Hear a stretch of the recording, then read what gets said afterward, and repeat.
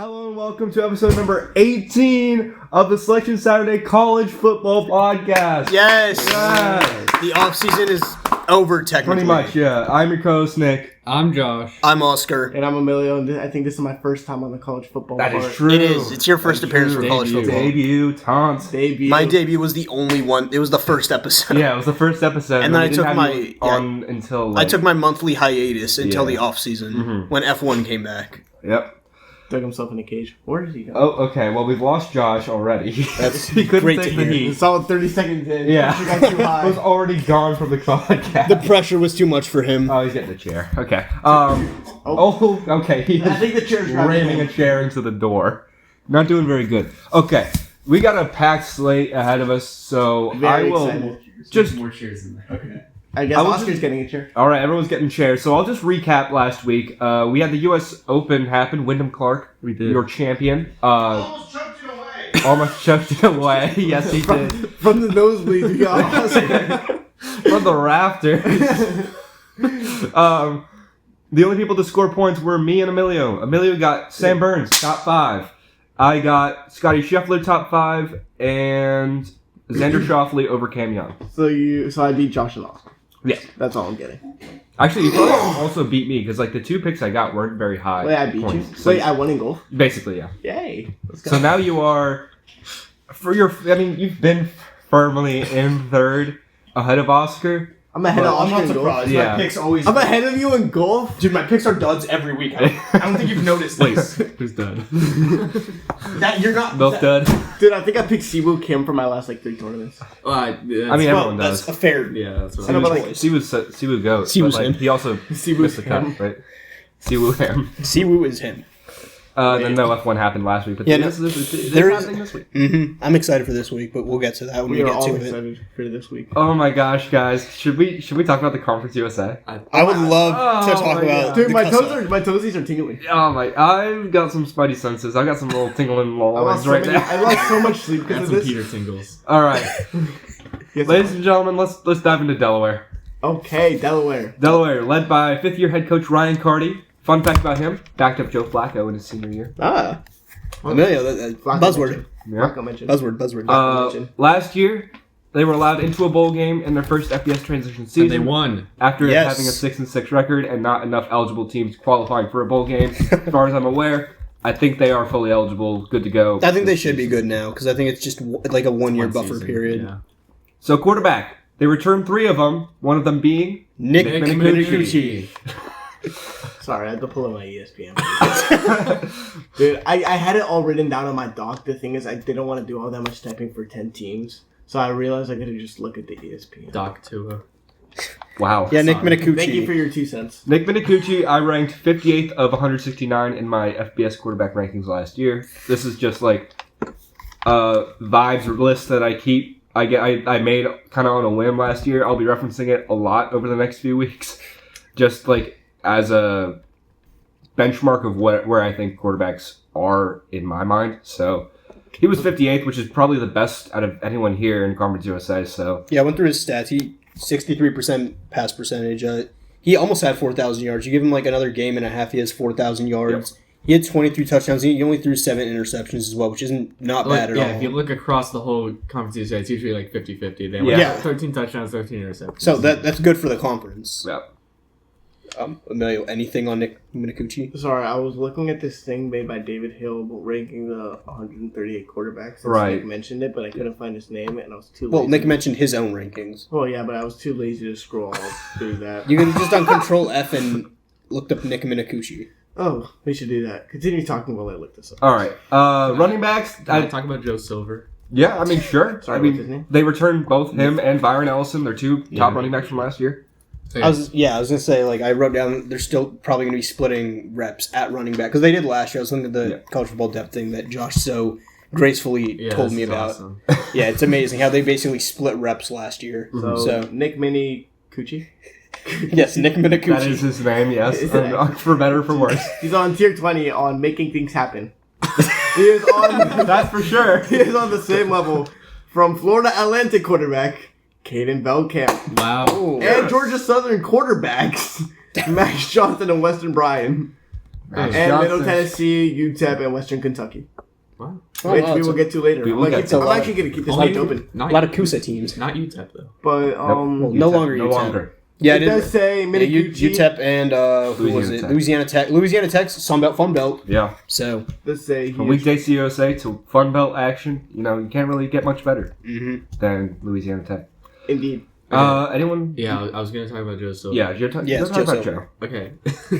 So Joe's 5'10", 200 pounds.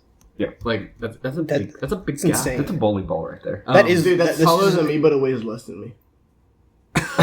Dude, that is a straight up between the tackles running back. But I do, as we all know, offensive coordinator Terrence Archer is a pass heavy guy. He leans on the pass and he likes fast paced play, which is why Nick Minucci is probably going to thrive in this system, while Joe Silver and Veron Olsen. I was gonna say Ellison. they have a similar coaching staff to what they had last year. They replaced 3 coaches, like as in new coaches outside of promotions and whatnot, because they got a new tight ends coach, Bandit, which for not the ball knowers is just a different way to say linebacker, and then Oscar, you played football. and then corners coach. So I mean, they're returning basically whatever staff they had last year. So I mean, they're Nothing's also really changing. losing, Nick mentioned, Josh mentioned one of the running backs. yeah, but they're keeping both of their backs from last year. That is, it was a really good I'm rushing looking attack. here. I don't know if this is updated, but Joe Silver. He mentioned Joe Silver. Really? Yes. Yeah, we've been talking That- about this over. Oh, so this is updated now, so he's a senior now? Yes. Okay, cool. Anyways, I don't think they have transfers on the ESPN depth charts though yet. So Yeah. Probably not. yeah, but, I mean, this team seems pretty well-rounded. It seems like it spreads the ball out pretty well with Joe Silver, Vyron Ellison. They both split carries. Looks like 119, 118. And then it looks like Joe Silver is, kind of their go-to. I'm going to use the Packers for an example. Aaron Jones, sort of the Joe Silver here, more yards. But then Vyron Ellison is sort of getting the same carries, but, for shorter yards. Oh, I thought you were gonna say what's his name? Marshawn Lloyd. Yeah. No, No. not Marshall Lloyd. Jamal Williams. No. Who's Josh Jacobs. AJ Dillon. who went in for the Packers last year and he scored a bunch of fantasy points. Oh yeah, Nope. That was not Marshall Lloyd. not Marshall Lloyd. Just stop saying Wood. I'm sure I'll remember at some point. Gosh, yeah, this is Anyways, okay. on their pass heavy, you got Sean Wilson and Kyrie We're- Duplessis. Duplessis is gone. Yeah, one thing. Yeah, I wrote it. They're only returning 6 receivers from last season. Yeah, none of note either. It's Sean Wilson, and then It's further down the depth. They did Yeah. bring in some. They're bringing in transfers, though. Dwayne Lofton. Yeah. Mhm. Dude, why can't they call me? I'll come play. Yep. So it's looking like Sean Wilson. Sean Dwayne Wilson's gonna have to Lofton, really and step up. Bryson Graves, slot receiver from Coastal Carolina. Coastal Carolina mentioned. And then they retained their starting tight end Elijah Sessoms, but I mean they rarely went to the tight end in the passing game. last Wait, year, is so Nate Reed I don't think staying? it really- The place kicker. Yes, because Odd that. question. Dude, he has 100% field goal percentage. Or Dude, extra point Well, percentage. that's actually not that bad. And field goals made, 18. It's not Field that goals- bad. That's the best you can do. His field goals, though, he's at 75%, which is... Maybe not where we want to be. His long is 50. 51, though, so, I mean... So, That's not- We struggle. That's kind of NFL range in the 1980s. Thank you. That's funny because we're in 2020. all right, we'll quickly do O-line. O-line's looking not. I didn't even write anything about the It's a O-line, young so- O line, but I think it's the well-rounded. guys that they bring in ESPN, are zero are depth. looking good. Zero depth though. Yeah. Yeah, if I didn't write anything about it, I mean, I looked at it briefly. It was a decent line that I looked at. I looked at some of the stuff as well on PFF Ultimate, just like the film stuff that you can see, not the ratings. Josh. Well, PFF is created by Chris Collins. Well, I know that's why I was looking at the film stuff instead of the ratings because I don't want to. Chris Collins or slander will be. I mean, their line didn't look half bad. I mean, they're you can definitely tell that they're a young line by the way they play. But I mean, I feel like as long as they continue to grow together, they'll be fine. So All right. Beautiful. Defense, y'all. I didn't even write anything about any defenses. Last Their year, defense does seem pretty tight. the last year, the issues came with the soft defense, especially against the run last year, Gavin Moore. and they also had some struggles on the road. That's just kind of a little oddball thing. They also had a lot of struggles getting to the quarterback. Dude, I was just about to say that. Dude, Do I have to bring my computer next time? their leading sack leader with 3.5 sacks, that just gives the quarterback way too Are you much talking about time. Noah Matthews? Dude, there's like 2 people here. Well, There's there's also Kayshawn Hunter. Kayshawn Hunter, and then Trey Scott. Yeah, but I'm like, if you give the quarterback that much time, expect a lot of points to be put on you, which is like. And like their top guy this year was like, I mean, Noah Matthews might be their top guy, but like Dominic Brogna, Gavin Moore with the total tackles. Dominic Brogna didn't get a single sack last year. You being serious? Yeah. So And- like, I feel like they gotta like spread out their defense, sort of open it up, find the gaps, and if they could get to the quarterback more, pressure it, force punts, they just gotta sort of, I wouldn't say rely on their offense, but sort of lean on their offense to like capitalize. They also got a lot of depth pieces from the transfer portal. James Steele from UAB, Sam Saifa from Penn State. I mean, that's just like, you know. Okay, yeah. Well, actually, one of their rivals, Michigan State, I think has my favorite transfer from the defense, and that is George Mullins from, like I said, Michigan State. He'll play in the secondary. I think he'll be an instant impact. Anyone have anything on the defense? I want to disagree with what you said, but we'll get there when we Okay. get Wonderful. there. Linebackers do not catch balls on this team. Honestly, I agree. I feel like it's Well, they do have a new linebackers coach. it's their So. safeties and their corners with the 4s and 3s of. You'll be happy to hear they also have a new corners coach. Well, that's So. gonna be the D-backs are very questionable. Nick, I don't think George Mullins will play. Really? 4 years of eligibility, freshman. No. He may redshirt, He's not. honestly. Well, I mean, Why I'm would you sure want he to redshirt redshirted at Delaware? At Michigan State, no? What? I'm sure he redshirted at Michigan State, no? Yeah, but like I mean, just develop, go get some film. There's a reason he's at Delaware, Yeah. and like it's not just to sit on the bench. Well, yeah, but he's not going to play like every single snap. Sure. I don't. Yeah. I think he's sure he's buried now, but you know, as the college football season goes on, injuries This happen. might be a Matthew Sluka to JMU Wait, I get that. kind of deal Yikes! where he just didn't play at all. Yikes! Shit, Okay. mention. Okay, Should we talk about? Dude, they don't got a kicker right now. They gotta work on that. Should we talk about? It's pretty important. Time to Final- go to the what's it soccer called? team. What's It's time to go to the soccer team. Yeah, time to go to the find U.S. a- men's soccer team. Yeah. I thought like we were moving to World Cup after Delaware. Yeah, Delaware's the only team in the conference. Should we talk about final standing records that we? I have a few nuggets that I just want to share. Dude, I'm sorry, I'm on a diet. They lost 11 fumbles last season. That's Jeez. something that they really need to work on. Ball protection. Yep. High and tight. I think what led to their good record last year was an excess of dysfunction in Conference USA. There were a lot of really bad teams. And Minicucci's squad was just enough to pick that apart. Not their defense, though. And when facing good teams, they were just overwhelmed by the run, couldn't get off the field, especially on fourth down. It was just rough. So those are just some points that they need to improve on. Do you feel like if they could convert on third down, like... You mean like Sounds get like a off the stupid field question. on third down? No, like convert third downs on offense. Do you think they could, like, sort of build momentum throughout the season and start, like, getting on a roll? Because I think I have a team. It's a game by game thing, honestly. If you convert on third, because if you're converting like every 3rd and 1, I mean, yeah, it'll give you some momentum, but suddenly you get put in like a 3rd and 15 situation. It's sort of like kicking the defense down, and like a Minicucci. Also, this He can sort of like build the trust of his receivers, and that's how chemistry happens. So, sorry, Josh. no, it's fine. No, it's fine. This coaching staff is no what's it called? no joke. No, Stranger? stranger to being like underdogs. First Ryan Cardi and everyone he brought in, they got Sam Houston into FBS. Sure. That was his job before. Well, he was an offensive coordinator. Yeah, At still. Sam Houston. Yeah, Yeah. and then defensive line coach USF. We all saw what they did. Maybe on the offensive side. Yeah, but Yeah. Wonderful. So- Anyways, what is everyone's final predictions for Delaware All this right. season? So I guess we'll go around the table. Just Around the say horn. wins and losses. What are we thinking? Let's see. Am I here? Hold on. All right, since I haven't pulled up, I guess I'll go first. So I have Delaware 4-4. In the conference? Yes. Then what's their final record? Overall 5-7. I have an overall. Should we go around? Yeah, I mean, hold Or on. if you're ready, I'm Josh. still looking for it. Okay.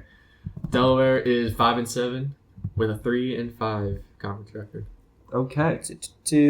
Oh wait, I have it written. I thought we were going through games, but I have it written right here. I'll go through games. Yeah. I'll just Really, say are we the really record. going through games? No, it's like just like a Yeah. quick like. I'll just say the record though, real We quick, have and then I'll winning, look we have for it. losing. But I have Delaware going 6-6 again, but with a 5-3 conference record. I'm going 7-5 with a 5-3 conference record. Yeah, here. Let's Losses to yeah, let's- Vanderbilt, Virginia, Liberty, Middle Tennessee State, Really? and FIU.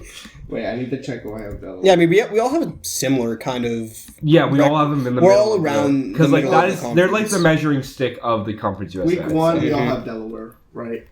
Yeah, everybody has Delaware beating Merrimack, Vanderbilt. They lose to Vanderbilt. I have them losing to Coastal Carolina. Vanderbilt? I haven't Okay. Because Coastal Carolina. I haven't beaten Coastal Carolina. Coastal Carolina last season, they picked up momentum actually right after they lost to ODU, Mm-hmm. which they got like whipped by them. But all of it, they picked up so much momentum. I think they played in a bowl game last year as well. You're right. I think Yeah. they did. With given the way It was the free drinks and the free Mhm. food. with Wasn't the it? way their season was going, you wouldn't have thought they were going to play in a bowl Yeah, game. it was so really, it was going really I bad. still have Delaware over Coastal I Carolina. have them losing to UVA and Yeah. Liberty, and then I have them losing to Kennesaw State, Ooh. which I'm sure, and Jacksonville State. Mm. Okay. Yeah, wait, I think. Can we go back to that Kennesaw State pick? Hold on. To do it more like cleanly, We should I go think week by week. we say no. That would not. be No, clean. that would take so long. You say your record, and then you say with losses to, and then you say with wins against. Okay, Okay. well, we'll do that for the next team then. Yeah. Instead of just saying like, oh, Well, now that I have it up, I can actually do that. So. Okay, how about, are we restarting Delaware then? No, No. we said the next No. team. Next team's FIU, correct? It is FIU, y'all. What has FIU become? Name I mean- on you. Nothing. Pitbull owns the naming rights to their stadium. Willie Simmons just put No, together no. a winning season. Now in his second season here at FIU, could they possibly put together another winning season? Well, JJ Cole is who I put it down as their projected starter. That is who he transferred out of App State. I found this. I don't know how I found this. He was injured twice last season at App State, Wow. and it was for undisclosed injury. undisclosed. He missed like half the Dude, season he 100 with an undisclosed injury. Right. I forgot if he was the day one starter or if there was another dude. He was the day one starter Okay, at he was App the day one State. starter at He was App State. hurt Yeah. 2 times last year. I remember someone else at App State starting. I forgot. who Florida it was. International Panthers. Yes. Yes, but yeah, he's coming off 2 undisclosed injuries at App State, which I mean, what if they just wanted to say that so he could have more time? well, to even then, quote-unquote 2 rest? injuries is not what you look for Well, at a all. lot of people lie about injuries. Dude, he was We're talking out for about like half the season. I don't think there's really a benefit to lying about anything Yeah. in college. You're a Considering your backup. days are pretty numbered. Uh-huh. You're a backup at. All right, Yeah. Well, he started at App Talk State. about Oh.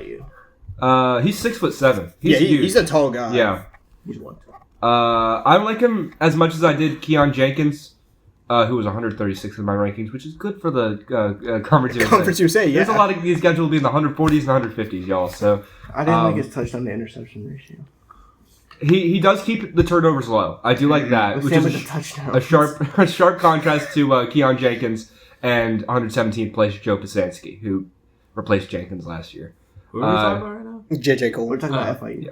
Amelia, you don't like JJ Cole's touchdown to interception ratio? No, Keon Jenkins. Oh. Oh, 9 I to was 6. about to say JJ Cole's was not bad at Yeah, all. no, JJ's really good. Jenkins is now a UCF Golden Knight. Hmm. They also have Zach Marker, Delaware's original starting quarterback last year before he got injured on the opening drive of the game, and Nick Mitakuchi had to come in. So he's in his 7th year in college. I don't know. I feel like he might actually be playing some games this year. Yeah, So- no, but I don't think JJ Cole would go. He was starting at App State. I don't think you Yeah. transfer somewhere else just to be a But backup. if he starts playing bad, But I mean, Well, Zach he's- Marker was also technically. If he starts, starter. well, it's also his 7th season. Yeah. Like if JJ Cole starts playing bad, it would make sense to switch quarterbacks. But I mean, I don't think his spot at the starter is. I'm not saying it's solidified at all, Yeah. but I think JJ Cole's the day one starter for At this point, FIU. this is your NFL. If you're on your 7th year, you're sort of just like riding out the glory days. Yeah, well, I don't think Marker really ever had a chance at the NFL unless he, maybe even Got if picked he up by stayed the healthy Browns. last year, that he would have gotten a Browns mini need- camp invite. Browns need but- another quarterback. Or the Ravens rookie minicamp. Yeah. Diego Pavia Diego reference. Yeah, there you go, Pavia. All right, Anyone have anything on JJ or Zach Marker or anyone else in that quarterback room? Brian, talk about DJ Alexander. Dude, I'm not talking about Dallas Payne 1-for-1 attempts and completion rate for 12 yards. Funny enough, I don't have anything on the running backs or receivers room, so I'll stay quiet for the next two little parts of it for the Well, most part. They lost Keaton Owens. They did lose Keyshawn Owens, signed by the Vikings after the draft. Now it's going to be a running back by committee with 3 running backs getting notable play in the spring game. Anthony Carey's gonna carry the ball into the end zone. Ooh. That's what I was gonna make the joke, but I'm glad that you did. Dude. I feel like this is actually not terrible. I'm actually pretty interested because you never know how good these guys really were, considering they were behind Keyshawn Owens, who was just insane last year. So they could also be really good in their own right. But if they want to win games, they need to find out what this running back room is going to look like. I mean, like, you could have a running back too, and he could be like a dark horse, you know, like. Then make him your running back 1. Like Anthony Carey, 6 foot, 200 pounds. He was sort of like hidden in the shadow of Keyshawn Owens. So I sort of feel like something funny, guys. No. It's something funny that Emilio does his research now. So I sort of feel like Anthony Carey could, you know, like, sort of shine a lot more with Keyshawn Owens out of the FIU running back room. Mm. And I feel like he'll get a lot more attempts and carries, which could, you know, like, dude. I was just making sure you were looking off of like ESPN or What do you think I was reading off of? ChatGPT. No. we don't even have access to that. I'm reading off the dome. And Anthony Carey does have a little youth in him, being a sophomore. So I feel like he could come out of, like, if he has a really good year and he wants to take a big jump, he could either transfer or go big and go home and go for the draft. Well, he would still have to wait another season to go to the NFL draft. If he's a sophomore this year, yeah, I guess. Yeah, so he still has another year of eligibility. You have to finish your junior year. Yeah, you have to. That's stupid. Well, it's not like college basketball. Yeah, where you can just be like a person and get drafted. My name rhymes with pooper flag. Wait, no, pooper Cats. cat. Yeah, okay, moving on. All right, JoJo Stone's the big topic here. Can we all agree? Is he? JoJo Stone. No, he had a 0% completion rate Nope. in passing, so. No, I'm kidding. JoJo Stone. 4-star freshman Yeah. from Louisville. Okay. It's a guy, but He is a guy, Oscar. Okay, well, who's the other number 1? No, I'm saying it's a committee. yeah. You got to find out who these guys are, is basically what I'm saying. Okay. I feel like he could, like. He is only 5'11", that's not that bad. How much does he weigh? 185. Oh, never mind. He'll put on some weight. He'll be good. He'll be good in a year or Just two. move him the quarterback. Dude, we are not just moving everybody to corner. Have you seen the depth at cornerback on these State. teams? No, bro, just like move High him. school. Dude, these teams have corners like stacked to the brim. The thing is, if you like, that's what they did with Nate Wiggins. Dude, not everybody's Nate Wiggins. They brought in I know, Jaden Nate Wiggins is McMillan, 101. brother of Jalen McMillan. Mhm. No, I'm just. I have no clue. Brother of Tetaroa McMillan. Maybe. Probably not, though. Someone look fact check this. Hold on. Do you want... Is there anything else on the running back room, or do you want to move on to the receivers? JoJo. I have some small stuff on the receivers. Okay. They lose Alex Perry, their wide receiver 1. He's no longer with the team, so Their leading scorer. Of the rest of it is not incredibly awe-inspiring, but it's also kind of an unknown. Yeah, no, I didn't write anything Yeah. about the receiver room, so it was one of those less notable kind of position groups to write Yeah. about for FIU. There are 3 lean receivers: Kyle McNeil, JoJo Stone, and McGuire Anderson. They're all balanced, and that matches the coaching style. That's really good. Thank you. Tight ends, anybody? Nah. Well, I did write down that Kevin Schaefer. Can you... Where did he transfer from? Because I remember writing... Rutgers. Yeah, he was a Rutgers transfer. I forget. I honestly... I wrote down his name for some reason, and I can't remember off the top of my head why I wrote down Kevin Schaefer. But I think it was because I saw, like, on PFF Ultimate, like, he was the... He's ultimate. He was the... I think that he could honestly be, like, kind of a... He could push for that starting spot at tight end. Mm-hmm. After- talk about Noah Gray, the place kicker. After looking at what he kind of had going on with him, and, I mean, I feel like he could definitely put himself in that rotation to play this season. Mm-hmm. Because obviously Rutgers isn't the best school at all, but... 27. It's better than FIU. And any other team. And then, yeah, for offensive line as well, because, I mean, if there's nothing on tight ends, I just wrote down that they didn't have any transfers in that room. Yeah, most of the formerly above average O line is unfortunately gone, and there's not a whole lot from the portal that excites me. Well, I'm not like... Oh, I didn't scroll down, David that's why. Riley. Oh, from Cal? And And then some Eastern Michigan Spencer guy. Webb. Wait, Wait, Spud? wait, Spencer Webb. why do I know that name? Yeah, Me too. I feel Gardner Webb. Maybe he's a good gardener. why do I know Spencer Webb? Oh, Oh, he's a tight end. this is why. Because he was that Oregon tight end. Yeah, That one. What happened to him? Okay. that's why we know the name. That it's not the same Spencer Webb though. Okay. Well, I would think not. FIU defense, y'all. I didn't write anything about that. It screams Cowboys to me. ESPN is Not telling me good. Is that a good or bad thing? It's not good, but it generates the big aura plays, like the interceptions and the fumbles. The big aura. It's like it's gonna let up like 300 passing yards a game, but like they're also gonna get like a couple picks. So I mean, their leading interceptor was they lose Mr. Clark. he had 4 interceptions, which is really good. They just lost a lot of guys. They retained a lot of their conference leading pass rushers. So Like who? Like Dante Anderson? Keegan Davis still there? No, he's not. No.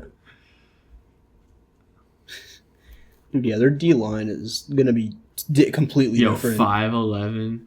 5'11", 275. 5'11" His is a head good is about to be at the. Talk about a chest. fullback right there.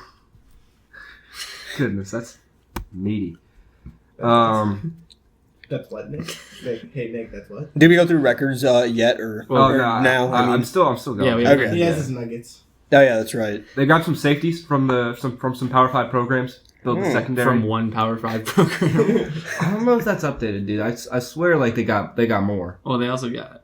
They got a couple of guys from some P5 programs, and by that I mean one. Actually, Josh isn't wrong. I swear. Hold on. But I'm not right. FIU transfers. I swear, I don't wanna give y'all any false hope.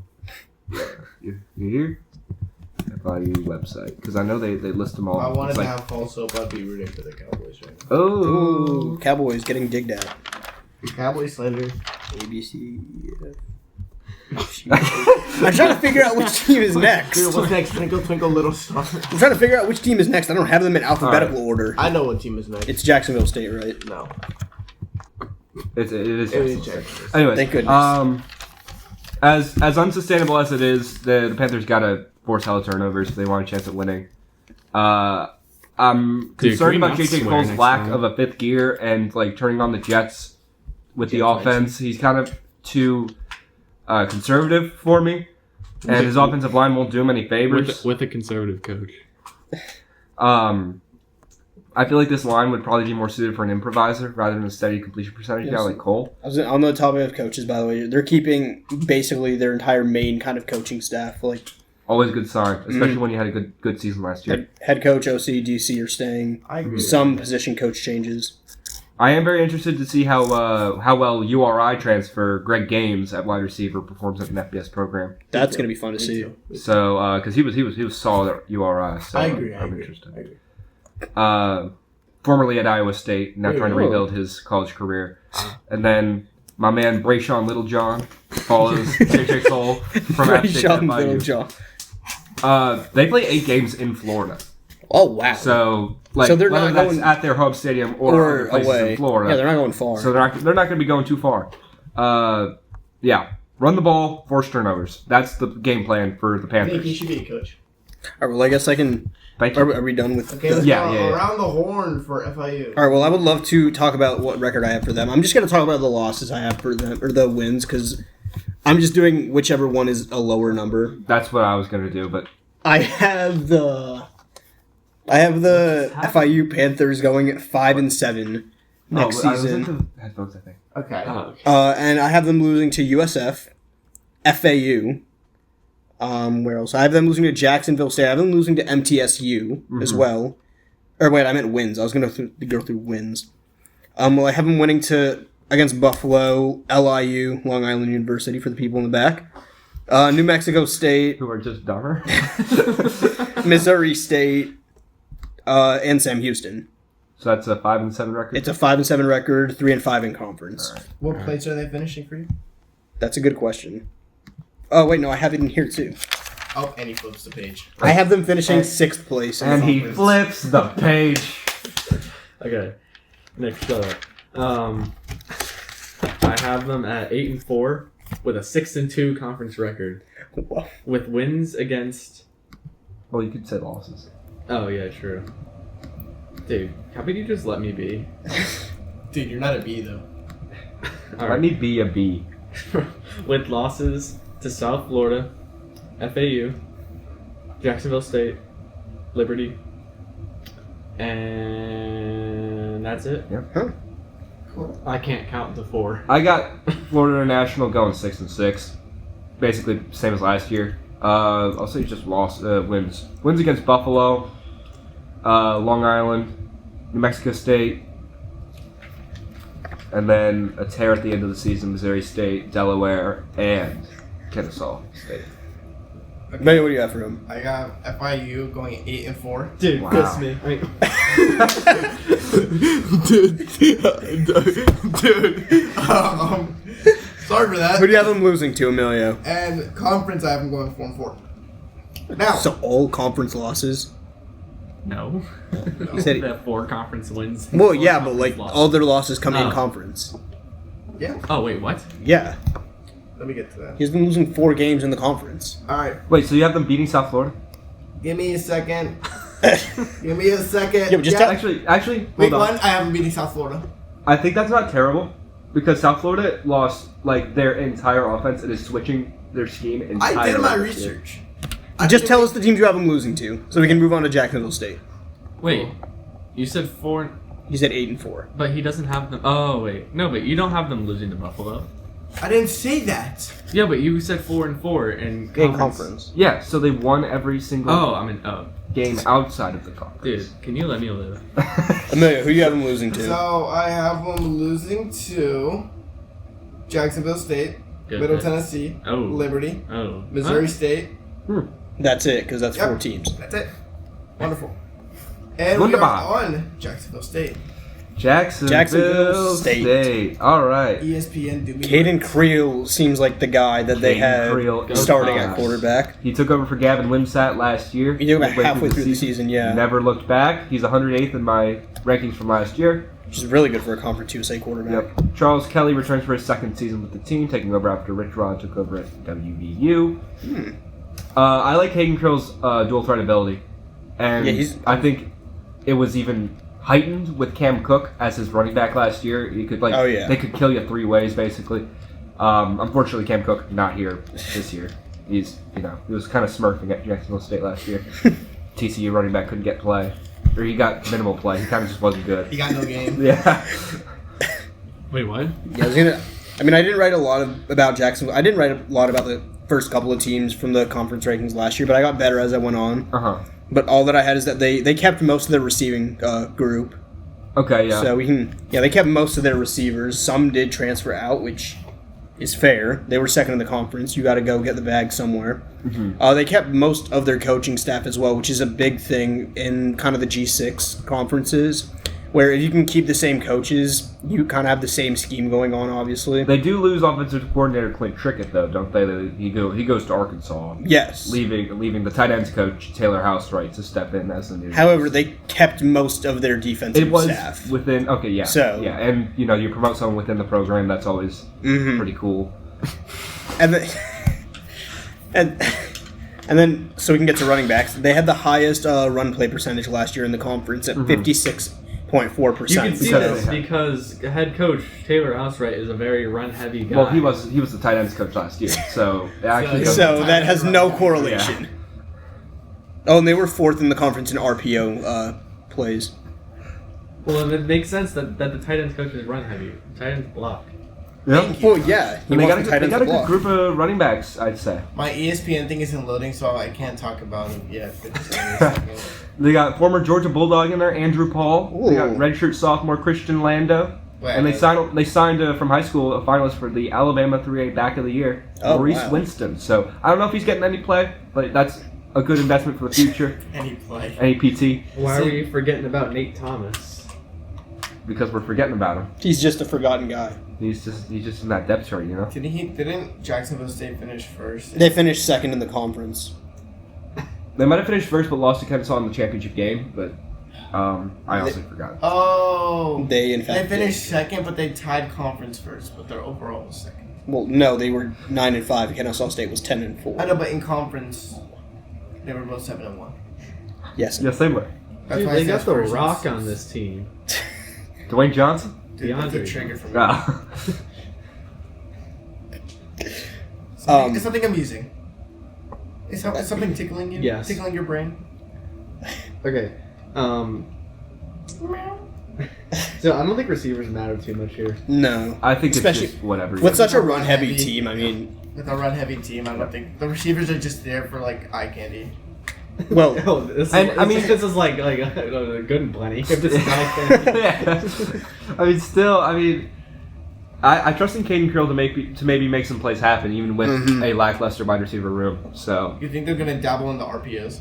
they were 4th in the conference in RPOs last season, so woo, They could dabble in a few RPOs here. they probably will. there's a good chance they will, I like dabbling. unless in a Clint few Trickett RPOs. was the RPO guy and not Cam Charles Cook's very Kelly. straightforward. 1,600 yards for 16 Cam touchdowns. Cook is not the Cam- Cook yeah, is what? lost. Dude, Okay. He's graduated. I think. Okay, I knew. Oh, I forgot to update it to 2026. That's what. Bro.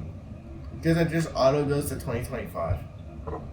I try, okay? Let's go to the Do you know O-line, how right? hard this was to do at 2 in the morning on the couch? I didn't even write anything about the O-line, so... The O-line O-line is big. packed up. They headed to WVU with their former coaching staff. And It's they still hired, solid. they hired a new O-line coach and grabbed some guys from P4 Yo, programs. did we They'll skip over rebuild Garrison it. Ripa? We have Yes. not gotten to Garrison Ripa yet. I'm going to talk about Garrison Ripa. Dude, he's a dog. Dude, I was. Yes, I know Garrison Ripa's a dog. He was an all-conference kicker. He barks. Wait, Connor Doherty's on it? Oh no, Connor Doherty. I'm speaking. Okay. Yeah, they added Caleb Holmes from Pitt. That was a good grab. They definitely grabbed him. Yo, he's right. I don't think that's legal. That's probably gonna replace Ryan Bragg on the. Not to brag or anything. as the Not to brag or anything, As the but... backup center. So they got an overall good depth team. They got some good players. Hell yeah. On the defense... On the defense, their What you standout mean? defensive tackle, Talon Carter, is headed to Vandy. So that's kind of a big loss. But That's kind of big. kind of. What about Emmanuel Yo, thanks. He's also pretty I'm gonna good. just call him Emmanuel O. Well, he's off to. Why is everyone off to the SEC? See, Good team. He's off Dang. to Florida. What about Darryl Prater? He's off to Illinois. Mm-hmm. Wow. They do retain their all-CUSA first-team safety Caleb Nix and freshman All-American linebacker Max Sanders. Ah. He led true He's a freshman Caleb with 77 tackles and led the team in TFLs. So those are two leaders on the defense who I think will I feel rally a kind of unknown group. I feel like Caleb Nix will sort of be Hey, like Walker Osteen is not unknown. Walker. Five sacks, 3 interceptions from a linebacker. Caleb. It's actually really good. Caleb Nix will sort of be like the keystone that like they'll build their defense around. I feel like these next 2 years, coming 4 interceptions on 191 yards and a touchdown. That's true. I feel like his longest was a 93-yard return. It was. Now, that's I think that's it good speed. Might have been the longest in FBS last year. That's really, really good with what's it called? Speed, accuracy. Darren Watkins Jr. Derek Watkins Jr. or Aubrey Graham. Dude, Aubrey Graham in 5. Anyways, Anyways. Did we talk about Rob Billings? I don't think so. Did they added Rob did we Billings? skip over Garrison Ripa? 4-star. No, from we're Clemson. getting to Garrison Oh my Ripa. goodness. 4-star from Clemson. Sorry, I just scored right past him and I felt bad. 4-star from Clemson, and somehow Jacksonville State souped him up. Yeah, he must have not been. He buried down the depth. I was gonna say, he was definitely down the depth chart at Clemson then. All right, Garrison Ripa. Garrison I guess we can Ripa talk is about Garrison so good, Ripa. y'all. If take away any standout player on this team, Connor it's Doherty. Garrison Ripa. It's not Connor He's Doherty. 100%. He's 100% from 20 to 29. Only missed 4 from 30 to 39, and 2 from 40 to 49. 150 He's plus. just saying numbers. Like, That's yards. That's yards. no, yeah, I was just trying to. Yeah. I was trying to I couldn't keep up with it. Yeah. I could. Anyways, Oh, his long was 52 for 103 points, and he's 100% on extra points. Yeah. So he's a good I don't guy. know. I don't like the 7 missed field goals. Yeah, that's definitely not probably good. I mean, Because Best kicker in the conference last year. 3 of those missed field goals were over 40 yards. I think Cleat Forrest has a chance Cleat Forrest. to take the first position. Dude, I think Bro, Darren you're a Walker kicker, Jr. your name's Cleat, you got it. You have what are you to. doing backing up Garrison Yeah. Rippa? Go Yo. play ball at like Florida Dude, or all something. name kickers, bro. They got Garrison Rippa and Cleat Forrest. Yeah, And freaking Connor Rippa Doherty. And Connor and Doherty. Cleat. Big Cleat, yeah. Rippa Cleat. Rippa Yo! Alright. Jacksonville State records. Who wants to start? I'd be more than happy Let's to. go past it to the left now. Now Josh starts. Wait, you skipped over me. No, but Yeah. Oscar started last time, and now Josh. I started the first time. He started, and now Josh is starting. Oh, okay. Oh, And then okay. we're going this way. I guess so, fam. Okay. I have Jackson. I would never skip you, Nick. I have Jacksonville State with a 6-2 overall. Conference record. Conference record with an 8-4 overall record. 6-2 conference record and an With 8. with losses to North Dakota State, Georgia Southern, Sun Belt, Sun Belt. New Mexico State, and Western Kentucky. Hmm. I'm the only one that picked New Mexico State. So That's Well, probably that's probably for a That's- reason. That we'll get I can't to. wait to tell you how wrong you are about that team. that's by the way. probably big. Am I next? Yeah. All right. I have Jacksonville State going 7-5, 6-2 in Conference USA. This is a very difficult non-con for Jacksonville State. Mhm. I have losses or wins. Losses to North Dakota State, Ohio, Georgia Southern, and then back-to-back losses near the end at the end of the season to Missouri State and Delaware. Alrighty. I got Jacksonville State overall record 9-3. Whoa! Whoa. With a Conference 7-1. Whew. Losses to North Dakota State. okay. Loss to Ohio and a loss to New Mexico State. I have a feeling Emilio has Jacksonville State winning the conference, but we'll get to that. We will- No, I do. I have them number 1. Okay, I'll well, just let you know I have them number 1. okay, well, I didn't ask about that. Dude, For Jacksonville nice. State, I also have them going 7-5 overall with a 6-2 conference Yes! record. So me Who and were the Nick, losses to? the losses probably aren't the same. Yeah, exactly. But I have them losing to NDSU, North Uh-huh. Dakota State, Miami, Ohio, Regular Ohio. regular Ohio. Miami, Ohio. I have them losing to Georgia Southern as well, Sun Belt, Fun Belt. Mm-hmm. I also have them losing to New Mexico State, actually, Josh, by the way. Dude, high fives all around. Yeah, well, Wait, I think Oscar, we have the same. Oh wait, no, you have Ohio. That Yeah. does seem like that one game. Like, that they could They just got trip one up game. on. no, well, yeah, like, what was it? Was it like Kennesaw State versus Liberty last year? Oh, Where it yeah. was like, Yeah, oh no, I know which one you're talking Yeah, about. it was like 2 overtimes. yeah, Uh-huh. it was like, It oh was my like gosh, this 47 terrible team. Oh, and then their last loss, I have them losing to Western Kentucky. Okay. Wonderful. So, well, for the most part, a middle-of-the-pack team. And then there's Emilio. Former Conference USA champions, Kennesaw Oh State. wait, no, we're not on Liberty. No, Yet. Why are the Kennesaw State Owls? We are. No, I just exited out of my thing. Oh, Dun, dun, dun. let me get Spencer Webb off. my Had a screen. 10-4 overall with a 7-1 conference last year. Yes, they won the conference championship. Well, Ricky Collins is their projected day one starter, in my books at least. Yeah, but yeah, he's the guy from the Power 4 program who actually started. Yeah, he actually started. Technically, He started a subbed in for majority. Steve Angeli. Yeah, he started a majority of the season for Syracuse. Due to not that- Who are we injury. talking Yeah, about? due to injury. Ricky Collins. He went. He had a 53.6 completion percentage, which is, But then you look at the games he played, and he didn't play that much. Is this So Amari Yeah. Odom? yeah, no. He had Amari a Odom is headed to Syracuse. Is it Dexter and Williams? Syracuse. no, is Emilio. It's quarterback. Ricky Collins. He is. Oh, I'm still on 2020. He had 1,042 passing yards. He had 6 touchdowns and 10 interceptions. If In that 7 doesn't games. scream Conference Yeah. USA, I don't know what else does. I'm like, Did he transfer to Kennesaw? yes. yes. Okay, that's right. Sorry, I'm a bit on the special side right now. Offensive coordinator Mitch Militello, former UCF guy, led his offense to be the number 1 scoring offense in Conference USA last He's a year. run-heavy coach. After a last place finish in the year prior to his Without run. him being run heavy, they did actually pick up a running back from West Georgia. Hey, I didn't write his name down for some reason. Latrell Morrell. Yeah, Latrell Morrell from West Georgia. Absolute stud, y'all. I was telling Josh about him just yesterday. Ran for 194 yards last year, but he did struggle around the middle of the season for West Georgia last year. Bro, everyone's They forgetting still got about. Davis Bryson. Bryson. You still got Alexander Diggs. Dude, he was third on the depth chart last year. That's called being the next guy up. Next Yeah, man well, up. Who's the starter? Jace Belcher? What are we talking about? Ricky Collins. Ricky Collins, quarterback. No, for running back. Oh, running back? To be determined. Yeah, I think it is to be determined. Yeah, then we have I like Latrell Morrell to be that starter, but I don't know. I don't think I checked the depth chart. I don't know if they have that chart out. That's why PFF Ultimate. Emilio came Chase to Belcher me. isn't on the team anymore. Okay, then I guess I'm gonna just throw this remote at you or something. They did bring in 28 transfers, by the way. They did bring in 28 transfers. So they I were do like, have that hey, written down. everybody come to Kennesaw State. I'm still And apparently it worked. I mean, there's a Maybe. lot of people coming to Kennesaw. Yeah, 28 people's a big class of people out of the portal. I think it's time we go in Gary.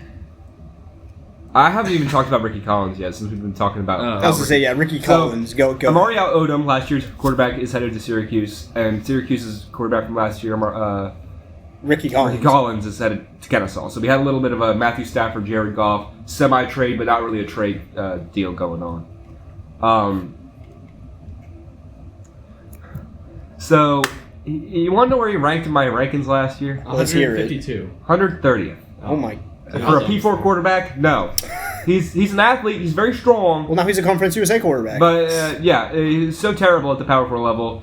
He has a very you can have it mentality. He just throws Take the ball, I don't take want the ball. it. Yeah, exactly. He throws very unforced, pickable balls. It's just like this guy's not a good quarterback. What is his vocabulary? Well, I mean, there's nobody really else on that depth chart you can have That's other what's than scary. Ricky Collins, which is their biggest problem. Yeah. Target one. That's what I was gonna So, Actually, there might be a better 3 p.m. game. Canada, Switzerland, and Bosnia. Yeah, it's Cup. Canada, Switzerland. That's probably better. yeah. Yeah, actually, Bosnia and Qatar, that seems pretty well. No. We'll talk about that later. Yeah, we will, so stop. Talk about Kennesaw State. Okay, yeah. now we can go in Gary. Yeah, now we can go in Gary. Wait, did we forget about Brendan Williams? We're not forgetting. Ow. Ow. Let's talk about Gary. Okay, so Dylan Gary, transfer from Georgia Southern. Mhm. He's a pretty good guy. You know, Is he? He was a 3-star. He didn't play a lot last year, but Well, so the Georgia Southern team in general last year kind of was interesting. Yeah, it was very interesting. 7 I targets. agree, it was interesting. 7 targets for 6 catches. It's like basically catches every for time you 7 throw it, targets. he's like a young Fitzgerald out there. Ah, Every time you throw it to him, he's gonna. You'll be talking about him on Sundays soon enough, apparently. maybe. We'll see. This was the team I wrote the least about, which is I think I'm with you on this one. There was a whole lot that just did miff me. yeah. Their interceptions were all the interception leaders were just one.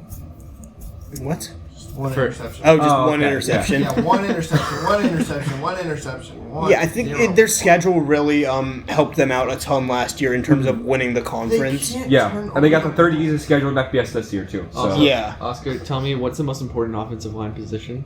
It would be left tackle, Yeah. blindside blocker. And guess what they're the worst at? Left tackle, blindside blocker. There you go. What if your quarterback was a lefty? Wouldn't it be Well- Well, I don't think he is. Is he? no, Ricky No. Collins is not a left-handed quarterback. There's not a lot of those in college Hypothetically, football, so Steve Young. Steve Young is not going to Kennesaw State.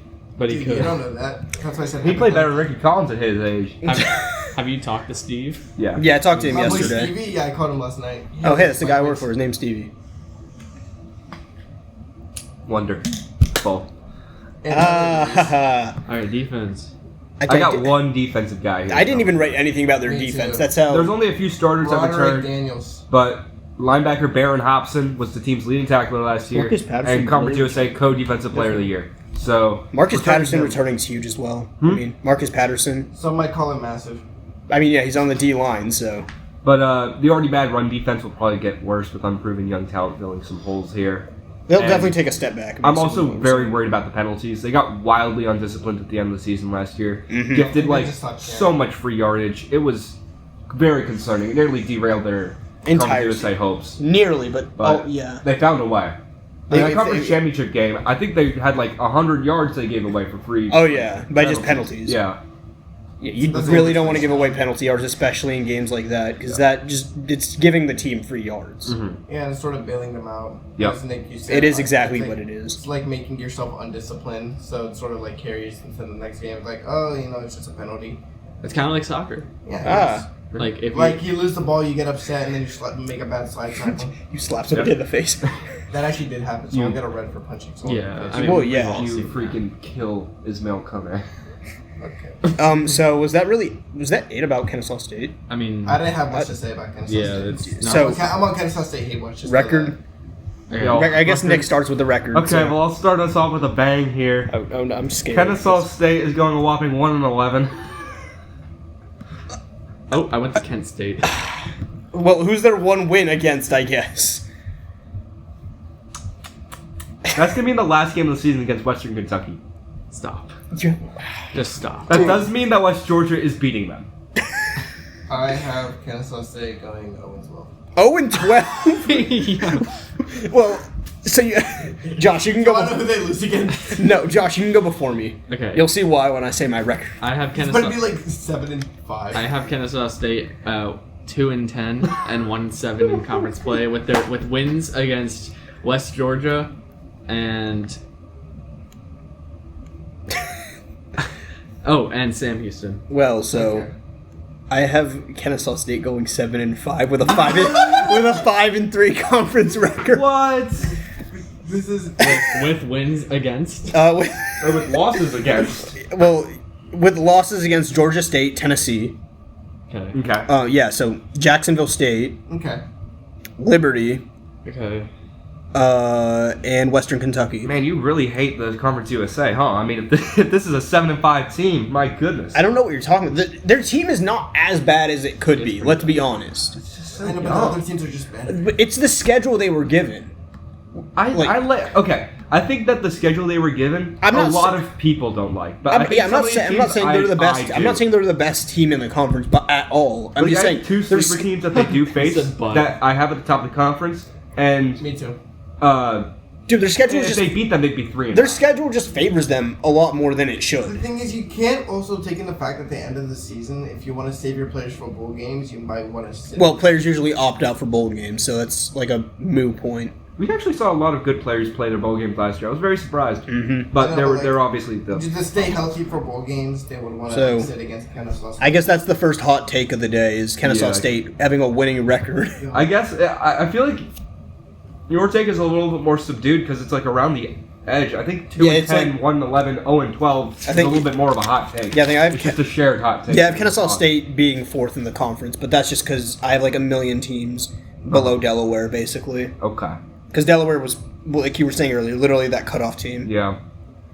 All right. We are on the good old Liberty. Liberty Flames! I Hey, would that's love Todd. Go Flames. Where's my notes on the Liberty Flames? I got really excited when I saw Liberty on Yeah. Conference Tuesday. Ethan Vasco, by the way, should, in all seriousness, be their quarterback one. He started for Liberty last year. He Did?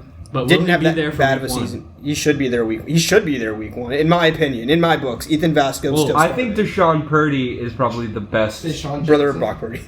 No, his brother stunk.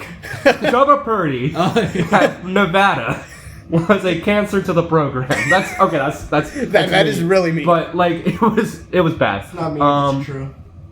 That's the truth. Yeah, so it's a three-way battle as far as I'm concerned. I think between him, Deshaun Purdy, because like Deshaun Purdy from Wake Forest, and then you got a West Virginia transfer, Jalen Henderson. Yeah, it should be Henderson. I think any of those three. I think Vasco has the edge though, just because he knows the there. playbook. Yeah, he knows the play, and Yeah. I mean, Okay, I also don't like his ratio. he's missing spring ball right now.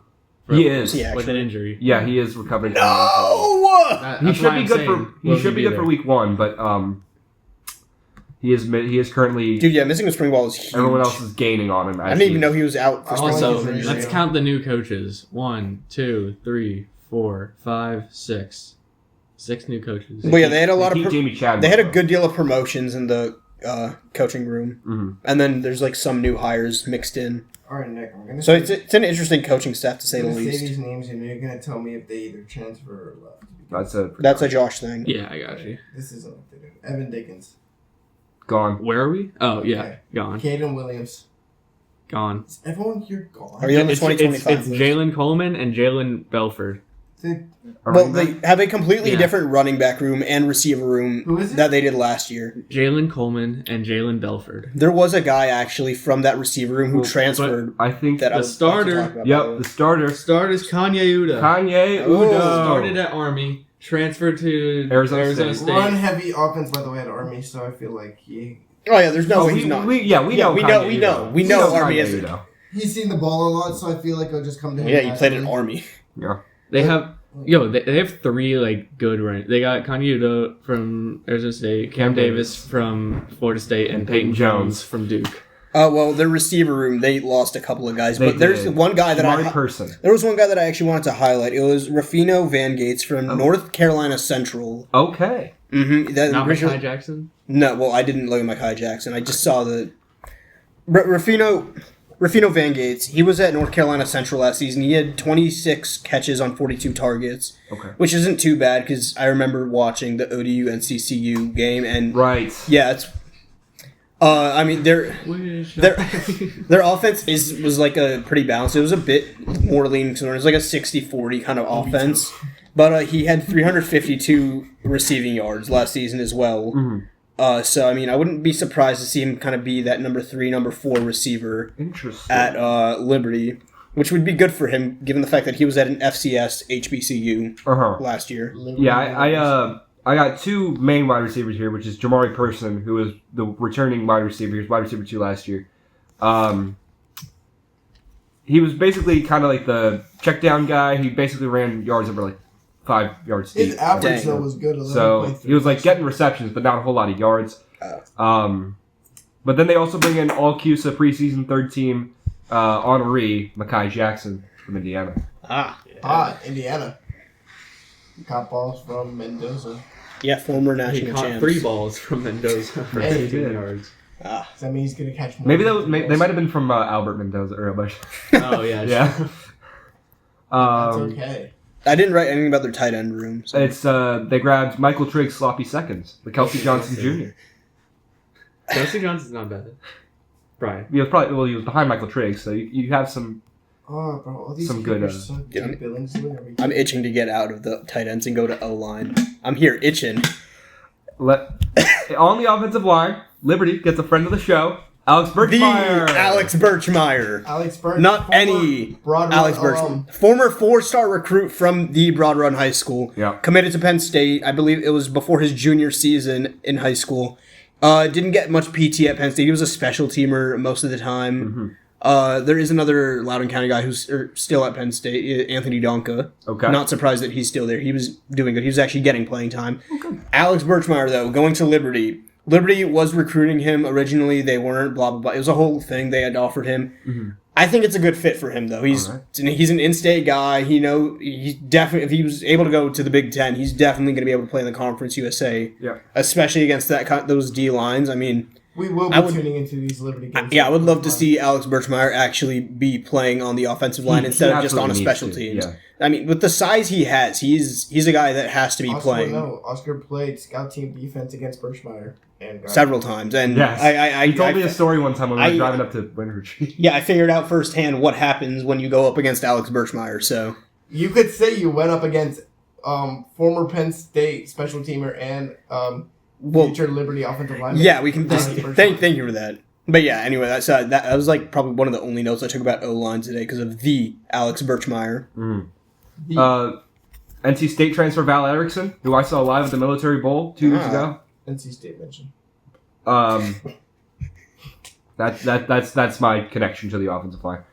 Overall, I think it's going to remain pretty elite, that offensive line. Okay, thank you for that. Defense.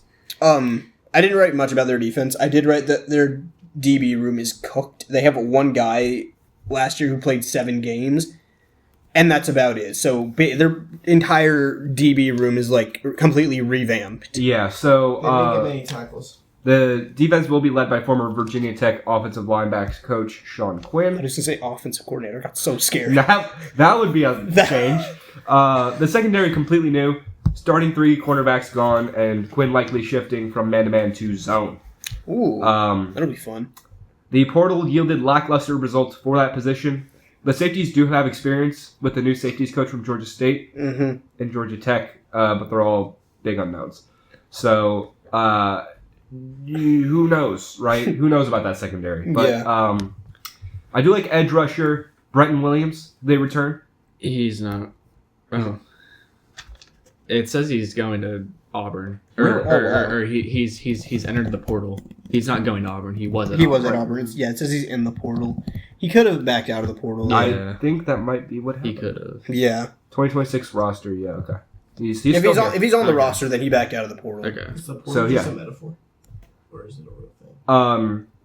Anyways, I like it. He'll probably be the main man pressuring the quarterback this year. They returned nearly everyone in their linebacker room, including leading tackler Daryl Farrar. That's my defense. They didn't really tackle. I mean, the tackles were sort of spread out, but they didn't. Besides Daryl Farrar, they didn't really have one standout player. Which, I mean, you don't need. Yeah, you don't need a whole lot of standout players. College football's about the Yeah. sum of parts rather than the individual superstars. Their defense is looking like the Brady Bunch. They got their defense, like their main defensive guys are North Carolina, NC State, Purdue, App State, Florida State, and then you got You're just bringing in a whole lot of guys, basically, to try and put that defense They're in together. a win-now situation. What do and you you say got that? Aiden Vaughn. Britt Vaughn. Is he from 6th So- and I guess it's Emilio's. 3rd? No, it's Nick's turn. No, because Nick No, I already went for. Oh, Nick, can you pass me my phone? It's charging. Oh, yeah, sure. Yeah, because Nick went for the last I do have a two. nugget. Nick, Oh, you had a nugget about DIC Hopkins. Thank you, Nick. I think I remember the name from looking at everything. I don't think I had anything special. I did say that they lost all Man. three special teamers and have a three-way kicker battle. that's yeah. not what you hope for. It's a very interesting team. Indubitably. Oh, well, yeah, I guess it's your. Now you can go, Emilio. Okay, so we are talking about Liberty. Yeah. So I have Liberty going 8-4 overall, 6-2 conference, with overall losses to. Give me a second. Liberty will end up losing To Liberty, the only team that can beat them is themselves. JMU. Okay. That's fair. They are going to lose. Sorry, I could have wrote this a lot more neater, but it was really late. Wrote this? Huh? Just keep talking. Liberty will lose to JMU. They will also lose to Coastal Carolina. They will lose to 2 teams again in the Sun Belt. Wow. at New Mexico State. Ugh. It's the quietest. Softest high five of all time.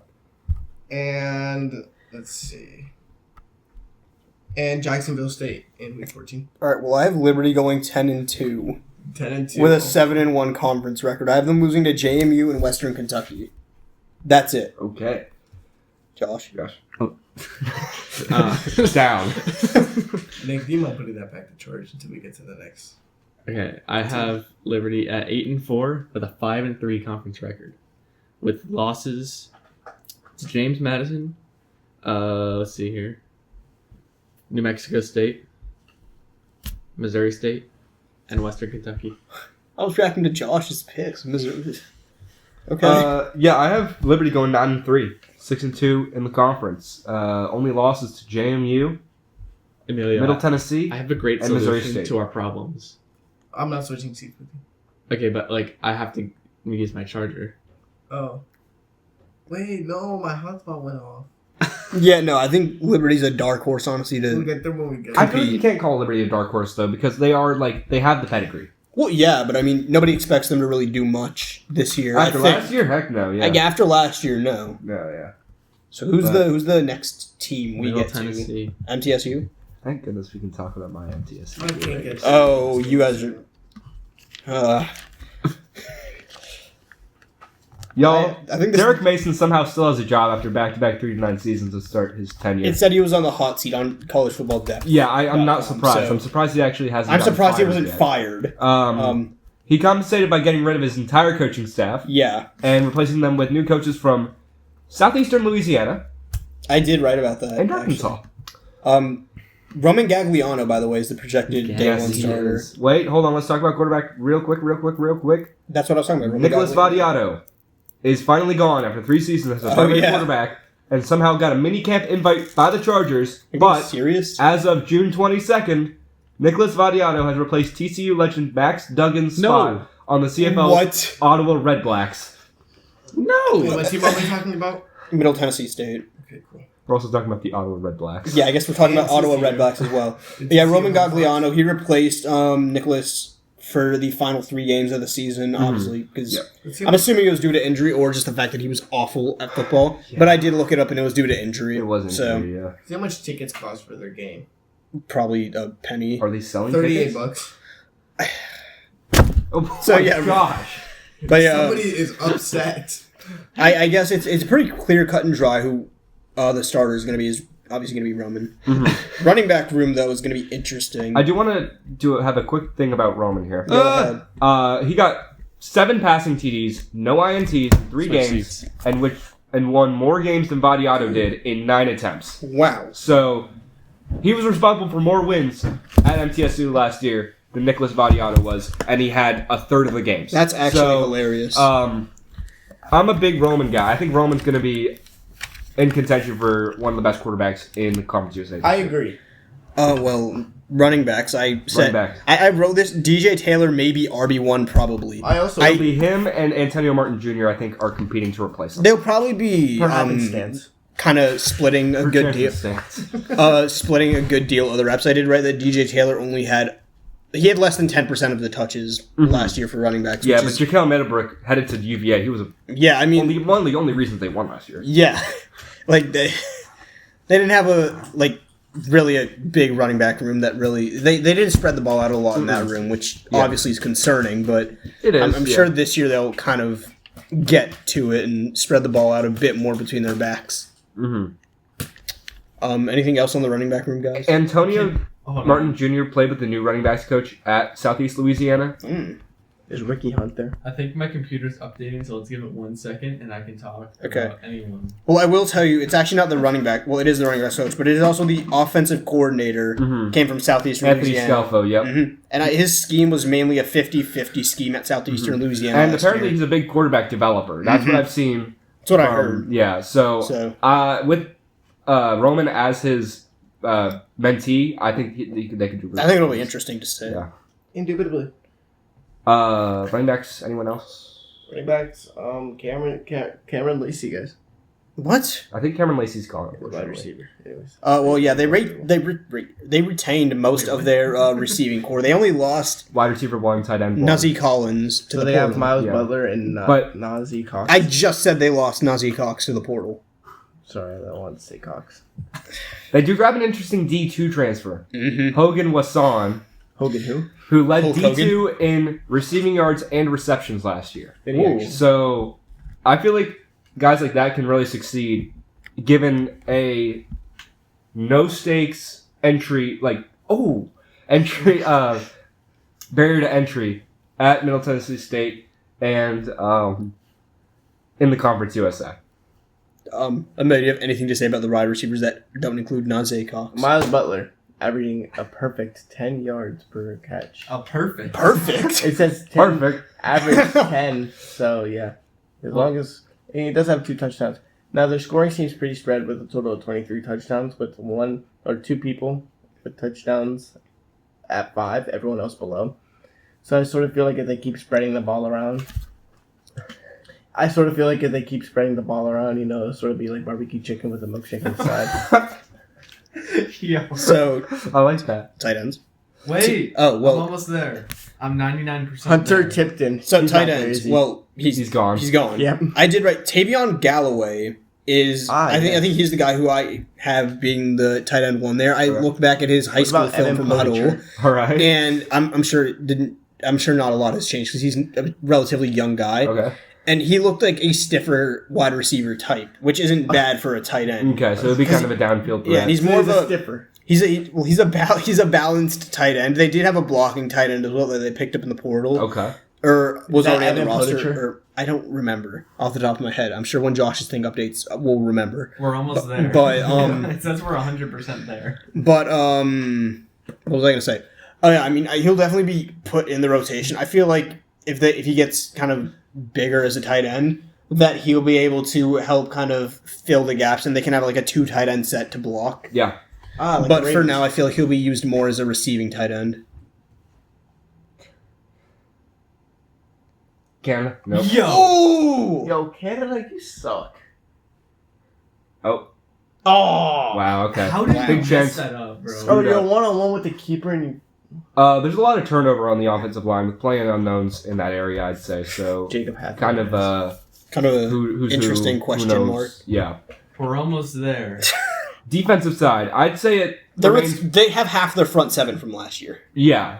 So it's an interesting defense to say the least. The defensive line got basically lost every notable. Yeah, they're revamping their entire I'm defensive not line. very hopeful on that side. However, linebacker, they did have Parker Hughes get drafted by the Jags in the 7th round, which was, a little bit shocking to see a Middle Tennessee State guy to get drafted. But Yes. secondary. Do y'all have anything on the front side? I don't. I mean, I just wrote down secondary? that they were like half their front 7 is going to be completely new. They grabbed a D2 All-American in the secondary. They Jason seem- Hardy. They're really good at getting to the quarterback last season if they But- can keep that up. Yeah, Well, they they lost replacing everyone. half their front so, 7. Yeah. It's hard to keep the same momentum that you have with half the team. They grabbed Dyson McCutcheon from Washington and James Oh. Johnson, a running back from USC that will play nickelback. I feel like he's This- going to Really? go to the NFL. Yeah. That's he has a really interesting. NFL name. James Johnson. Well, there was an NBA player named James Johnson, but A running back not transfer to nickelback. That's not bad. that's very interesting. I'm very. That's gonna be intrigued very by this He's a unit. running nickel. It's a for a unit that was one of the worst in all. He's a of college nickelback. This is a very Do you have any nuggets? It's a very unorthodox but welcome investment in a bad unit, I'd say. So I think the defense won't be the worst. Well, I think it's time for our record predictions. Me and Josh will switch seats. Josh and I. It's me and Josh. It's both grammatically correct.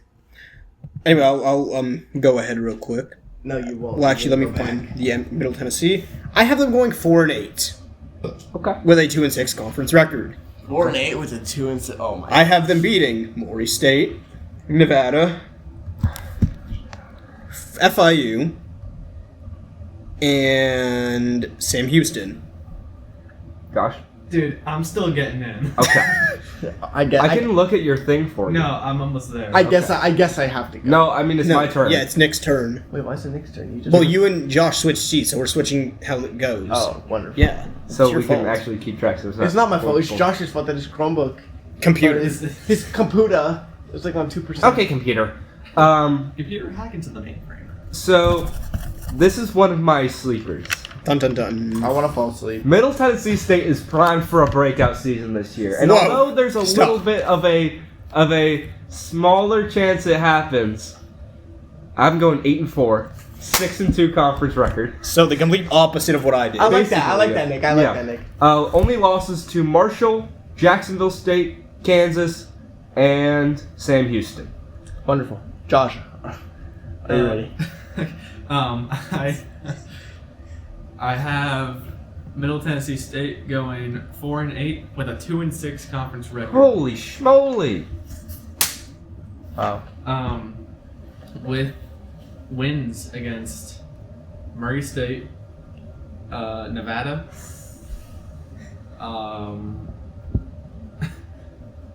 Kennesaw, and New Mexico State. Dude. Good choices. All right, I got Middle Tennessee going 7-5 with a conference record of 5-3. Unfortunately, they will be losing their games to. Sorry, give me a quick second. Marshall, Nevada. Stop that's the pointing. same Oh, that's just the thing. replay. That's It just was the replay. Marshall, Nevada. Sorry, give me a second. You can just look at the app. You know that. Jacksonville State. Sorry, Oh my god. sorry. Dude. Sorry. Dude, at least he's apologetic. Sorry. Dude, I'm so Why so sorry. nonchalant and apologetic? Dude, I'm so sorry. Why'd you separate it week by week? Dude, I'm so sorry. Dude, I'm so sorry. Dude, I'm terribly sorry. And you wonder why we're 74 minutes in. Okay, wait, I'll just do this. You have them losing to New Mexico State, And you also have them losing to Liberty. Wait, I do. Yeah. And Jacksonville State and Nevada and Marshall. Ah, you're right. Thank you, Nick. Yep. Thank you. Wait, when do I have them losing to Liberty? Oh, I see. When they play Liberty. Yeah, probably when they play Liberty. Okay, we are on The team of misery, Missouri State. Wait, I get it. Thank you. 4 more teams left, guys. Missouri State also made a bowl game last year while not technically being eligible. Dude, it's because no teams wanted to play Yeah, no bowls one wanted to after, play in a bowl game. after Notre Dame did their whole little, Yeah, after they made Temper a scene. tantrum. Yeah, what the heck, guys? like the redheaded stepchild. Yeah. Their head coach, Ryan Beard, has since dipped to Coastal Carolina, and they brought in SMU's offensive coordinator in Casey Woods. I did write about Casey Woods. We're in the woods. He was the OC at SMU. That offense was basically a 60-40 pass run. So I'm interested to see how it'll be. And y'all remember how explosive that playoff SMU offense was. Because also, Missouri State, that was only 4% off of Missouri State. Missouri State was a 55-45 offense last season. So, Jacob Clark. not too much of a change on that team. Skylar Locklear is my guy who I have at quarterback. Interesting. I got Cole Feuerbacher. Yeah, no, I got Henry Boleyn IV from Duke. All right, fine. I'll go with Elijah Leonard then. Choose your character. but he started from week 4 on. Did he actually? Yeah, and he was like a glorified passer. He threw 276 passes. He's a quarterback. He only ran the ball 64 times though. When I went through his film, he does not like running the ball. It was like 1 or 2 yard gains whenever he would run the ball. He had like one big play, and that was against I think UT Martin or something. Yep. So Makes sense. Locklear from UTEP. I think I think the spot's in good hands. Whether it's Boleyn or Locklear at the starting role, I think either of them are good enough to be Missouri State's starting quarterback. He needs to control the INTs. That's the only problem with Skylar Locklear. He's too volatile. He shows flashes, but the interceptions. Josh, do you have anything to say about your guy? About Elijah Leonard? Yeah, Elijah Leonard. He hasn't taken a snap of college football. Wait. Hold on. Why is it like grayed out? Wait, did he die? I don't think so. No, he did just because he hasn't done anything. He died. Wait, he did die? He's a redshirt freshman. Hello? Samsung?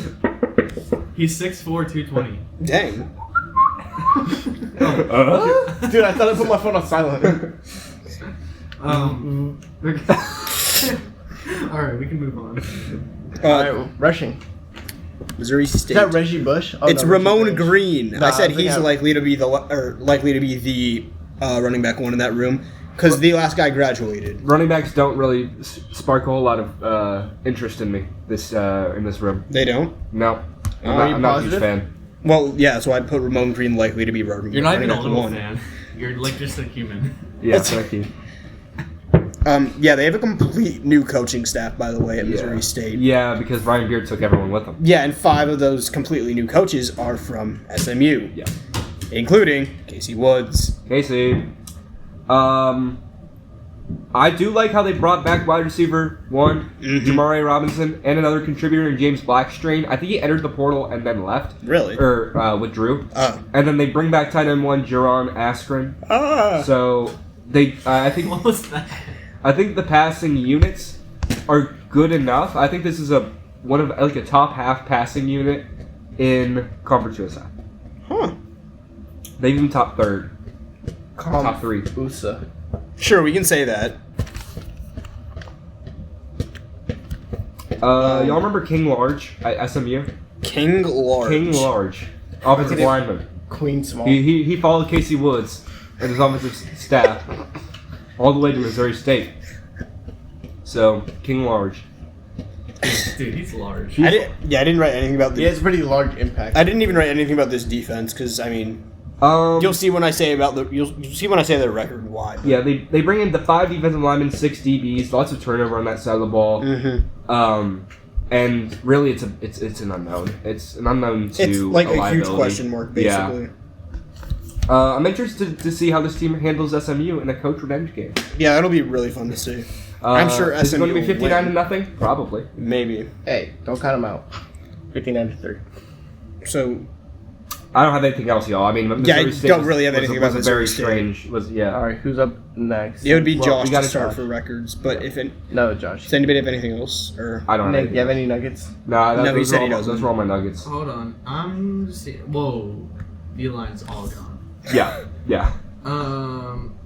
Even yes, Mitchell Tony. probably.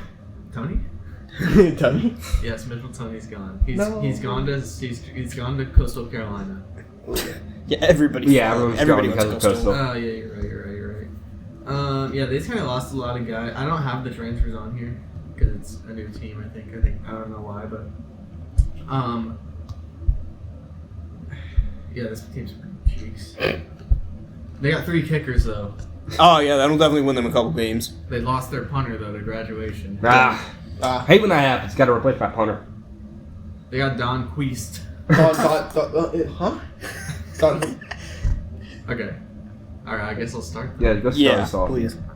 Missouri. Missouri.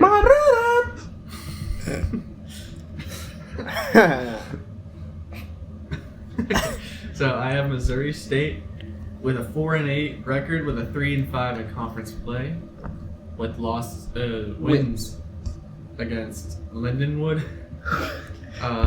Lyndon who? Kennesaw, Sam Houston, and Liberty. Ah, End so the year. I got Missouri State going 5-7, 4-4 in Conference USA. Okay. I have wins against Lindenwood, Kennesaw, and then a huge 3-game win streak to end the year against New Mexico State, Jacksonville State, and Liberty, the giant slayers. I think their passing offense will have clicked by then, and they will go on a tear, but it'll just be too little, too late. all right, well, Emilio. All right, I got Missouri State going 6-6. Conference play 4-4. Wow, very average. Did I say yeah. their losses or their wins? You can You say can either. say either or. I'll say their losses. Lose to Texas A&M. Fair enough. Lose to Marshall. Lose to Western Kentucky. Lose to Sam Houston. Go on a 3-game winning streak, and then they lose to Jacksonville State, Liberty. All right, well, I have Missouri State going 2-10. Whew, okay. Worst in the conference with a Wow. 1-7 conference record. I only have them beating Lindenwood and Missouri or not and Kennesaw. What about Wait, Sam Houston? Who do I even have them winning? I have them beating Lindenwood, Not even Sam Houston? and I have them beating New Mexico State. They, in my opinion, are probably the team that's going to have the least amount of success in this. So not a very conference. successful start to his career. To his for SMU Casey career Woods. at all. Yeah. All right, New let's talk Mexico about State. a little bit of New Mexico State. And I'm Still chasing MSU. the Diego Pavia days of old. They're back to being trash, but third-year head coach Tony Sanchez is certainly trying, maybe. They kept most I of don't the know. coaching staff, actually. 7 wins in 2 seasons. Last year, they were 2 overtime wins and 2 field goals away from being bowl eligible and possibly a Conference USA championship team. They lose Logan Fife, Oh, who was 154th in my rankings, so he's gone for better or for worse. yeah. Trey Hedden Trey Hedden is the yeah, likely is the starting likely quarterback. starter Uh-huh. from He was Furman. from Furman. He had a decent season. Just a lot of interceptions. It was That's 17 like- touchdowns, it's- 13 picks, It's and worrying how he was having. What about Adam interceptions. DeMonte though? it's Hold going to on. be Trey Hedden, Emilio. He had 17 touchdowns, 13 interceptions at Furman's not what you look for. Yeah, no. From an FCS level, you want the guys who actually like play like demons. Well, so the they problem will is be the- fine at the FBS. The big problem for New Mexico is that they have like no one else to play quarterback. Yeah, well, Adam DeMonte was the backup last year. Also pretty bad. At least he knows the playbook. Yeah. We also have a JUCO transfer coming in, and Kalani McLeod. A lot of options that I frankly don't care for. Dude, that's Who's mean. Frank? Frank. Anyone want to talk about their quarterbacks? Yeah, I got you. Adam DeMonte. Someone else go first while this thing. Me and Nick already went. Yeah. Adam We DeMonte. can talk about the running backs. I would love to talk about Dijon I'd Stanley. say. Oh, okay. Yeah, I can go. I guess All not. right, you can go. Yeah. In like 2 seconds. 3, 2, That's it. Okay, go. 1, 3. So they retain their abysmal running game, but they do bring in Iowa transfer TJ Washington. I do like the Iowa running back culture, and they also get a Delaware State running back in James Jones. First team all MEAC. Dude was 9.8 yards per carry and 9 touchdowns last year. Okay, well, yeah, I think Dijon Stanley is likely to be the running back one. Okay. I don't know. He was 6 foot 185 listed at least. And I went back to look at his film from college. Okay. It's not fair. Cry about it. He looks decent in the open field. He can definitely run between tackles, but it's not the best. He's definitely more of an open field back. Okay. So he's definitely outside the tackles. So I'm sure they'll fill some guy in, where they can have like a two back set at some points. Just have people kind of guessing who's gonna really get the ball. Josh, do you want to go? All right, Adam DeMonte, only quarterback really on that list. The Arizona guy. Pretty good. Bad splits though. Terrible splits, y'all. All right, Coach David Yost, OC David Yost. Thank you. He's a fast-paced guy, and he likes his passing, which is not a good sign if that's his quarterback. Look, running backs don't matter to me. Whoa. That's the only That's good a part of this sensitive team. topic Yeah, around yeah, Austrian. exactly. But if he's past 7, who's gonna care about the freaking running back? I will. Okay, well, no. You're not getting what I'm saying. You're not picking up what I'm putting down. They gotta rely on TK King to carry them. TK King is the only returning wide receiver that was decent last year. Everyone else transferred to P4 programs. Yeah, I was gonna. They bring in a Stanford transfer in Miles Lidman and OK State transfer in Carson Suasue. But everyone else comes from G6 or high school. They did bring a tight end from the FCS level, Josiah Thomas. Okay. He was a balanced guy as well. I looked at his plays. He was a run blocker about a third of the time. So All right. Guys, Boston is I think they really need to run this ball, y'all. I think they have to lean on the run. Yeah. Defense. The only thing I wrote about their defense was just they got a new D-line coach. They actually retain a lot of their defense for a program like that. Too bad it was very below average. You want to know what they didn't do? Quickly, anyone here, play the role of Tony Sanchez, recruit me to New Mexico State. Go to New Mexico State. Well, you did a better job than he did. He placed 140th in college football in high school recruitment, which is below FCS programs. That is really bad. So So you're saying there's high school the future quarterbacks is better doomed. The present is doomed. The past is Diego Pavia, but mostly doomed. than- Diego Pavia is a good quarterback. He's a Baltimore Raven. Okay. This is not a good team, y'all. I'm sorry if you're a New Mexico State fan. This is a terrible team. Who's up now? Look, I am. I'm not a fan. I'm just saying they can get it done. The defense can get it done. So, Emilio, what's the record you got for NMSU? Sorry, let me just whip it out. Okay. They also have 2 new kickers. Yes, because that's going to win them. New Mexico State. I got him finishing 4-8. Conference record 3-5. Take that high five right back. Now, I have them winning their 4 games too. What are we, New Mexico State? I'm sorry. They are winning their games too. They're winning their games. I'm so sorry. Well, you have them beating Mercyhurst because all of They're us do. beating Jacksonville State, Liberty, Mercyhurst Middle Tennessee, and Mercyhurst. and Mercyhurst. Do you have mine pulled up? No, all of us. Everyone has them beating Mercyhurst. And Mercyhurst. I was gonna have them lose to Mercyhurst for a little bit there, but I realized that Wait, can I Mercyhurst switch? is like Can I switch? very new to D1. Yeah, Mercyhurst is like Second year. I thought you were just like saying Mercyhurst. Yeah, well, I was not just saying Mercyhurst. I have New Mexico State going 4-8 with a 2-6 conference record. I have them losing to Mercyhurst. Or wait, no, I have them beating Mercyhurst. Don't count Mercyhurst I out. have them beating Mercyhurst by probably like 50, honestly. I have them beating Hawaii. Ooh, what? Whoa. I don't like Whoa. Yeah, I don't care. This is my picks. Not Okay, yours. okay, okay. I have them beating Jacksonville Wait, State. too tough. I haven't. And I have them beating MTSU. Okay. Okay. Okay. Josh, you want Dude, to tell them? everyone's gonna be angry with me. He's gonna have them like going 8-4. No, I'm thinking 93. I'm thinking like 9-3. Okay, it's not that bad. Yeah, I have. Like, you guys are gonna be disappointed. I've been going 6-6. 5-3 conference play. No. Oh, okay. That's not as bad as I thought it was gonna be. I thought the way you were hyping up. They you must beat. be safe. They beat. They beat Mercyhurst. They Okay. beat. Hawaii. They beat Sam Houston. They beat Jacksonville State. They beat Liberty. They beat Missouri State. They beat Delaware. World beaters. Yeah, they're just beating everyone at that point.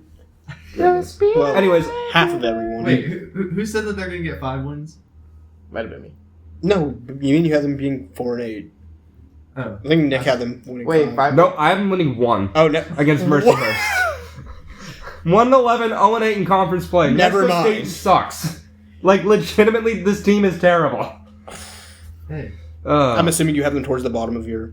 Yeah, dead last. Yeah. Yeah. Who's the next team? The next team we are discussing is Sam Houston. Again. Oh wow. Dude, You said Qatar Sa- sucks. said Sam Houston. Yep, Sam Houston. The Sam Houston. The One of man, the- the myth, the legend. One of the newer teams to FBS as well. I was Yes, really sir. happy to see them go up to the FBS level. Dude, it was an own goal. Phil Longo, we meet again. Covered this man's first game as the head coach of the Bearcats last year in the Week 0 preview, and you did too. I was there. Yep. His debut season sucked balls, but his transfer class is better this Hey. season. Well, it was really bad for Sam Houston last year. It was really bad. It started in the trenches. SU's biggest weakness. Yeah, they were 12th in the conference. They were 2-10 last year. So They grabbed 300-pound transfers for the defensive side and Dimitri Nicholas, They and grabbed 300 transfers? yes, absolutely. 300-pound transfers on the defensive side and Dimitri Nicholas and Justin Terrell, both from P4 schools. And on the offensive line, they also addressed that. They grabbed another NC State guy in Brock Stukes, Kennesaw State's Josiah Chenault, and a slew of other highly caliber guys for CSA standards. Yeah, and I was a they- little bit out of order for this one. I mean, they only had one coaching change. They have a new receivers coach in Keon Williams. He came from Missouri, so it's going to be interesting to see how he worked with them. Absolutely. Landon Locke is the guy who I have being quarterback 1, but he was Yes. mediocre last year. I would like to share a nugget about Landon Locke Go that ahead. I did not know last year. I was very harsh on Landon Locke. I did not rank him. I probably would have ranked him pretty low, though, because I had Hunter Watson, his starter, at 157th. He was asked to burn his red shirt last year and play while recovering from a high school ACL injury that he was still recovering My from. goodness. So that That's kind a of pretty explains chunky nugget. the dip in play. Yeah. He was not ever supposed to be playing, but he was the best quarterback they had when Hunter Watson went down. So it was a very dysfunctional team last year. Clearly. But he's back, Landon Locke, and it should be a much improved season. Mm-hmm. He has not only college football snaps, but a year of, or I guess, yeah, that experience, Yeah. and is not suffering through an ACL injury. I would hope not after a year and a half of it. Uh-huh. Well, for running backs, I have Landon Coco Brown Wait, me too. being the starting back I think that for Sam is Houston. consensus, but they do, correct me if I'm wrong, still have Alton McCaskill on that roster. I'm not seeing it. He Is Alton actually gone? He graduated. Yeah, Landon Brown was like the only guy that was even relevant only in that he's a entire running graduate. back room. He's a graduate student. It says he's Oh. going to come back. So, Well, Landon Brown. started at Houston, transferred to Colorado, transferred to Arizona State, now finally down at Sam Houston. I mean, Brown didn't have that bad of a season last year. He had 84 touches, 483. He was obviously number 2. Mm-hmm. But he did have 5 touchdowns. I feel like he'll definitely be given more of a role, honestly, Yeah, in that offense. I like both running backs on this roster. Mm-hmm. Josh, anything about backs? Yeah, I'd say so. So, okay. Look, Landon Coco Brown. That's just. Yo. That's just kind of an aura name. It is an aura name. Landon Coco Brown. And They're gonna call them Cocoa Pebbles. I'm Cocoa Puffs. Oh, like I'm not joking. I feel like the name, whatever, like the eye test, or the name test, is actually a real thing. No, I feel like it is. but then what's you the get like name Pig test? Cage. He wasn't really good. Well, no. Antivius Fish was actually not that bad. Well, no, but like not even like Justin Jefferson. Like when you think of like That has two That's such players. an NFL name. Yeah. Mm-hmm. like Well, we're not Burrow. saying Landon Coco Brown's going to the NFL. I don't think Kool-Aid Landon Coco McKinnon. Brown is headed to the Wait a NFL. McKinstry, Emilio. I think he's staying down here for probably the rest of his career. Oh, well, Clinton they Dix. kept their big slot receiver in Grady O'Neal, and Yes. they have a good balanced receiver in Chris Reed, who's also staying. They bring in Ryan Berry or Kyan Barry Johnson, who Phil Longo coached back at Wisconsin. So he Ooh. finally convinced him to come over Mhm. here and give Landon Locke yeah, the way a stud. Wisconsin's Former looking, 4-star. Tight end, I'm Brock, seeing 3-star. 3-star. I thought it was 4. Well, I guess I'm wrong. Tight end room, Brock Cool is an FAU transfer. Cool. Yeah, FAU transfer. I have him likely probably being the tight end one there. So it was a very interesting look at who could it be tight end one. It was like 2 guys. Yeah. It was Brock Cool and who else is that other guy that's there for FAU or Thomas for Sam Hewitt. Houston? Yeah, it was between those two, and it was just kind of a flip of a coin between who I was thinking would be tight end one. So Oh, that's horrible. yeah, good luck. Yeah. Good luck, Landon Locke. I really hope he doesn't get injured again. I really. But that's okay because Yeah. I really do think that they addressed it. I think hope the they did. The transfers are really good. Josiah Chenault, yeah, and Brock Stooks and plenty of other guys. So, let's see, secondary. Did we? I guess Oh. linebackers. Yeah, front 7. I wrote down that there just wasn't a lot of change in that front. So, I mean, that's good for them. At least they can build that kind of chemistry. But I like the Delaware State guy they bring in, Brian Mhm. Bates. Man, I'm talking about Delaware State a lot today. Secondary, they return C.J. Brown, who was named to the All-Texas College Football Team by Wow. Dave Campbell's College Football, who apparently is a very respected college football. football guy And in terms of sister. the Texas football, because culture. Josh, do you have anything on the defensive side of the ball? Yeah, I have a couple. They lose their top defensive guys, but every team usually does. Mm-hmm. Especially in this They did a runs. great job replacing Caesar Mackey III and Ishmael Atkins. Those guys were great transfers from not D1 teams. Yep. So we'll see how that looks. Mhm. I think the depth is deeper than people give them credit for, but it's like they got a bunch of mediocre. I feel like, and A bunch of mediocre makes one good. Not really. but like a bunch of good makes more good. Mm-hmm. Thank you though. Well, for my record, go ahead. Renovated stadium, y'all. Sam Really? Houston Oh, State that's Stadium right. is finished. That and means they will they'll play be- better. Hopefully, I mean, I know these fans. I mean, Sam Houston is, despite being a Conference USA team, they do have a very large following Mm-hmm. of devoted fans. So Which is- you always have to Interesting. Go put that Cats. into put that into Put that into perspective. Is what you're perspective. trying Thank to say. you. If you're looking for areas they need to improve on from last year, it's all of them. Everything. So there's always the danger of too many transfers, building chemistry as the season goes on, but that's basically the same for every team here. So. On that note, my record for the Bearcats is 3-9 Oh, with a 2-6 conference record. Really? Yeah, I have them I have them beating Nichols. I have them beating New Mexico State, and I have them beating Missouri State. Misery. And then they just go on a 4-game losing streak. Josh? Yeah, don't worry, I got you. I got Sam Houston at a 3-9 record with a 1-7 conference record, with wins against Tulsa, Nichols, and let's see here, Middle Tennessee. So I have Sam Houston going 8-4, What? 6-2 in the conference. I really thought this was a very concentrated effort in the portal. I think they might have done the best in the portal out of anyone here, except for like Liberty, which I don't expect them to do. I trust Phil Longo. I trust the process. I only have their losses against Troy, Texas Tech, Liberty, and Jacksonville State. So it's going to beat everyone that they need. Mm-hmm. Emilio. Yeah, give me a second. Dude, we've been going for 99 minutes. What a goal. You've had a lot of seconds. I got Sam Houston going 5-7 with a conference record of 4-4, and they will be taking their games against. Sorry, they will be winning against Nichols, Kidding, Nichols. Western Kentucky, New Sorry, Mexico that's State, sorry. Missouri State, Kennesaw State, and that is it. So pretty bottom of the barrel teams. Nope. Yeah, I think so. Do we finally get to the And we are on our last final team of the Oh, QC? Western saving Kentucky. the best for last. Said nobody ever. Yeah, and we're not time crunch too now because it's 3:45.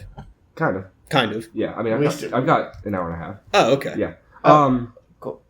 Cool beans. Wait, if you have an hour and a half, wouldn't that be 5:15? Yeah. Yeah. I'll leave at 5:15. I get to work at 5:30. Ah, cool beans.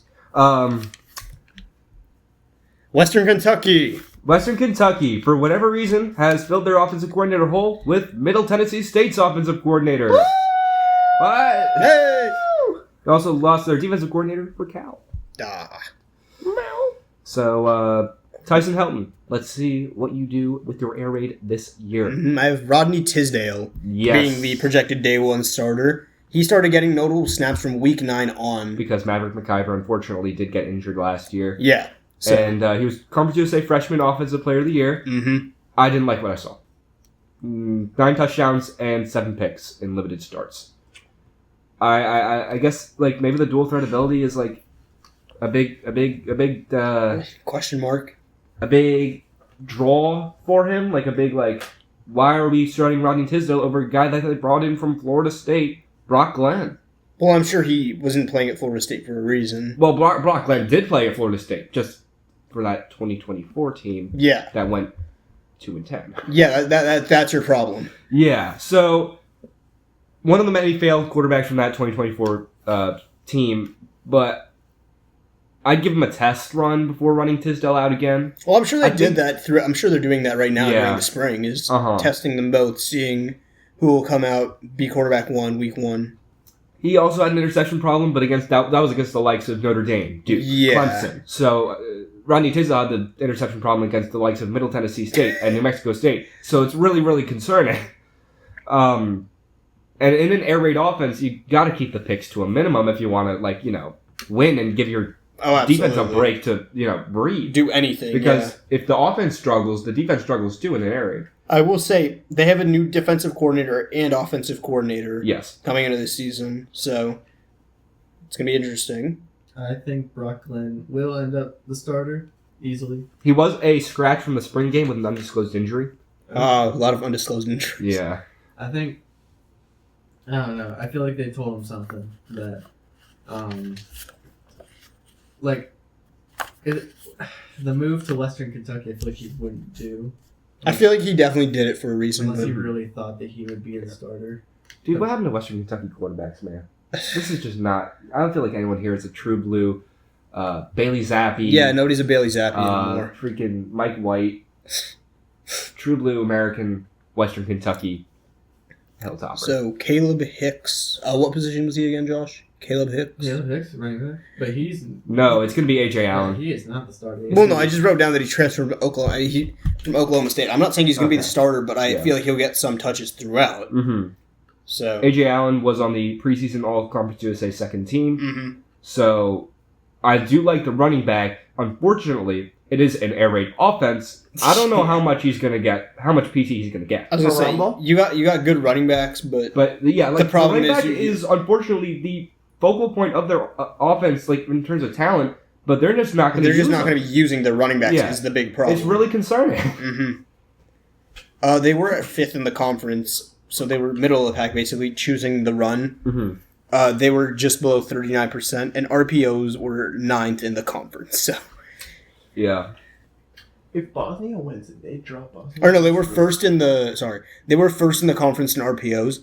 When we get to the defense, we'll talk about that because they were 9th in a category for that Mhm. for the conference. Which, ugh. The offensive line, I'll just go over quickly. Yeah. It got shuffled. Should be fine. yeah. So I guess we can hop Does on. anyone have anything on the wide receivers or tight ends or any of that? The wide receivers are good. They better be, or else. Katie We're gonna have a Hutchinson problem. should make a jump. Like, except he is 5'8". That's not great. Yeah, it's not It's the a best. short group, but that's because they're air raid. I think it's just they go for speed. Yeah, put that guy on the outside or something. Yeah. Well, their defense, they were 9th in turnovers in the conference, and they were 7th in interceptions. However, they had the most dropped interceptions in the entire conference. So, They were getting there. They just couldn't. They didn't yeah, they fingers. just they couldn't hold on to the ball. They do retain a big contributor in the secondary in Jalen Lewis. Mm. They bring in a true freshman, PJ Souffrant, had a big spring game. PK Subban. And then I guess I skipped over to tight end. CC Aziram from Toledo showed some prowess in that spring game. Is that an ETN brother? Mm. Eric ETN? Is he? No, Etienne is a very common last name of French people and French colonies. Descents. Yeah. Why don't they just call it French Tower? So, Records. did we go to records already? I have like one nugget. All right, let's hear it. I think the overarching issue is that a unique team like Western Kentucky is at a disadvantage in the new transfer portal era. You kind of have to like be under this unique system that Tyson Houghton runs, Mm-hmm. and they only retained 40% of the roster this year. So Whew. it's like you really want to bake into these guys what you got to do to be successful with this air raid offense, but everyone's gone. So like you got to just keep teaching it to them, and you're not really getting anywhere, which is why a lot of coaches these days just hate this new era of college football Oh, yeah, they 'cause can't there's just develop guys guys. leaving. Yeah. Now we can get to conference record. Josh. Do you want to talk? Of course. Oh, do I want to talk about defense? No, wow. did you were raising your hand, I thought. Oh, I was just like, wee. Oh, okay. Oscar was. Do you want to talk about the record? I mean, as well point out that David Metcalf's the safeties coach from Georgia. Yeah. Mm-hmm. That's probably. And they play Georgia this year. They do. Like the beaches. You like those beaches down in Georgia. Georgia. Yeah, I guess I'll start. I guess from starting the point of starting. I'm so sorry. Okay. I have. I'm actually. Wait, I'm actually sorry. Okay. I have Western Kentucky at a 10-2 record with an 8-0 in conference play, with losses to Georgia and Indiana. Dude, you're not gonna want to hear mine. Okay. What inspires so much confidence? Brock Glenn. And Okay. One guy inspired so Okay. much confidence. No, I think in these conferences, it's all about the big players,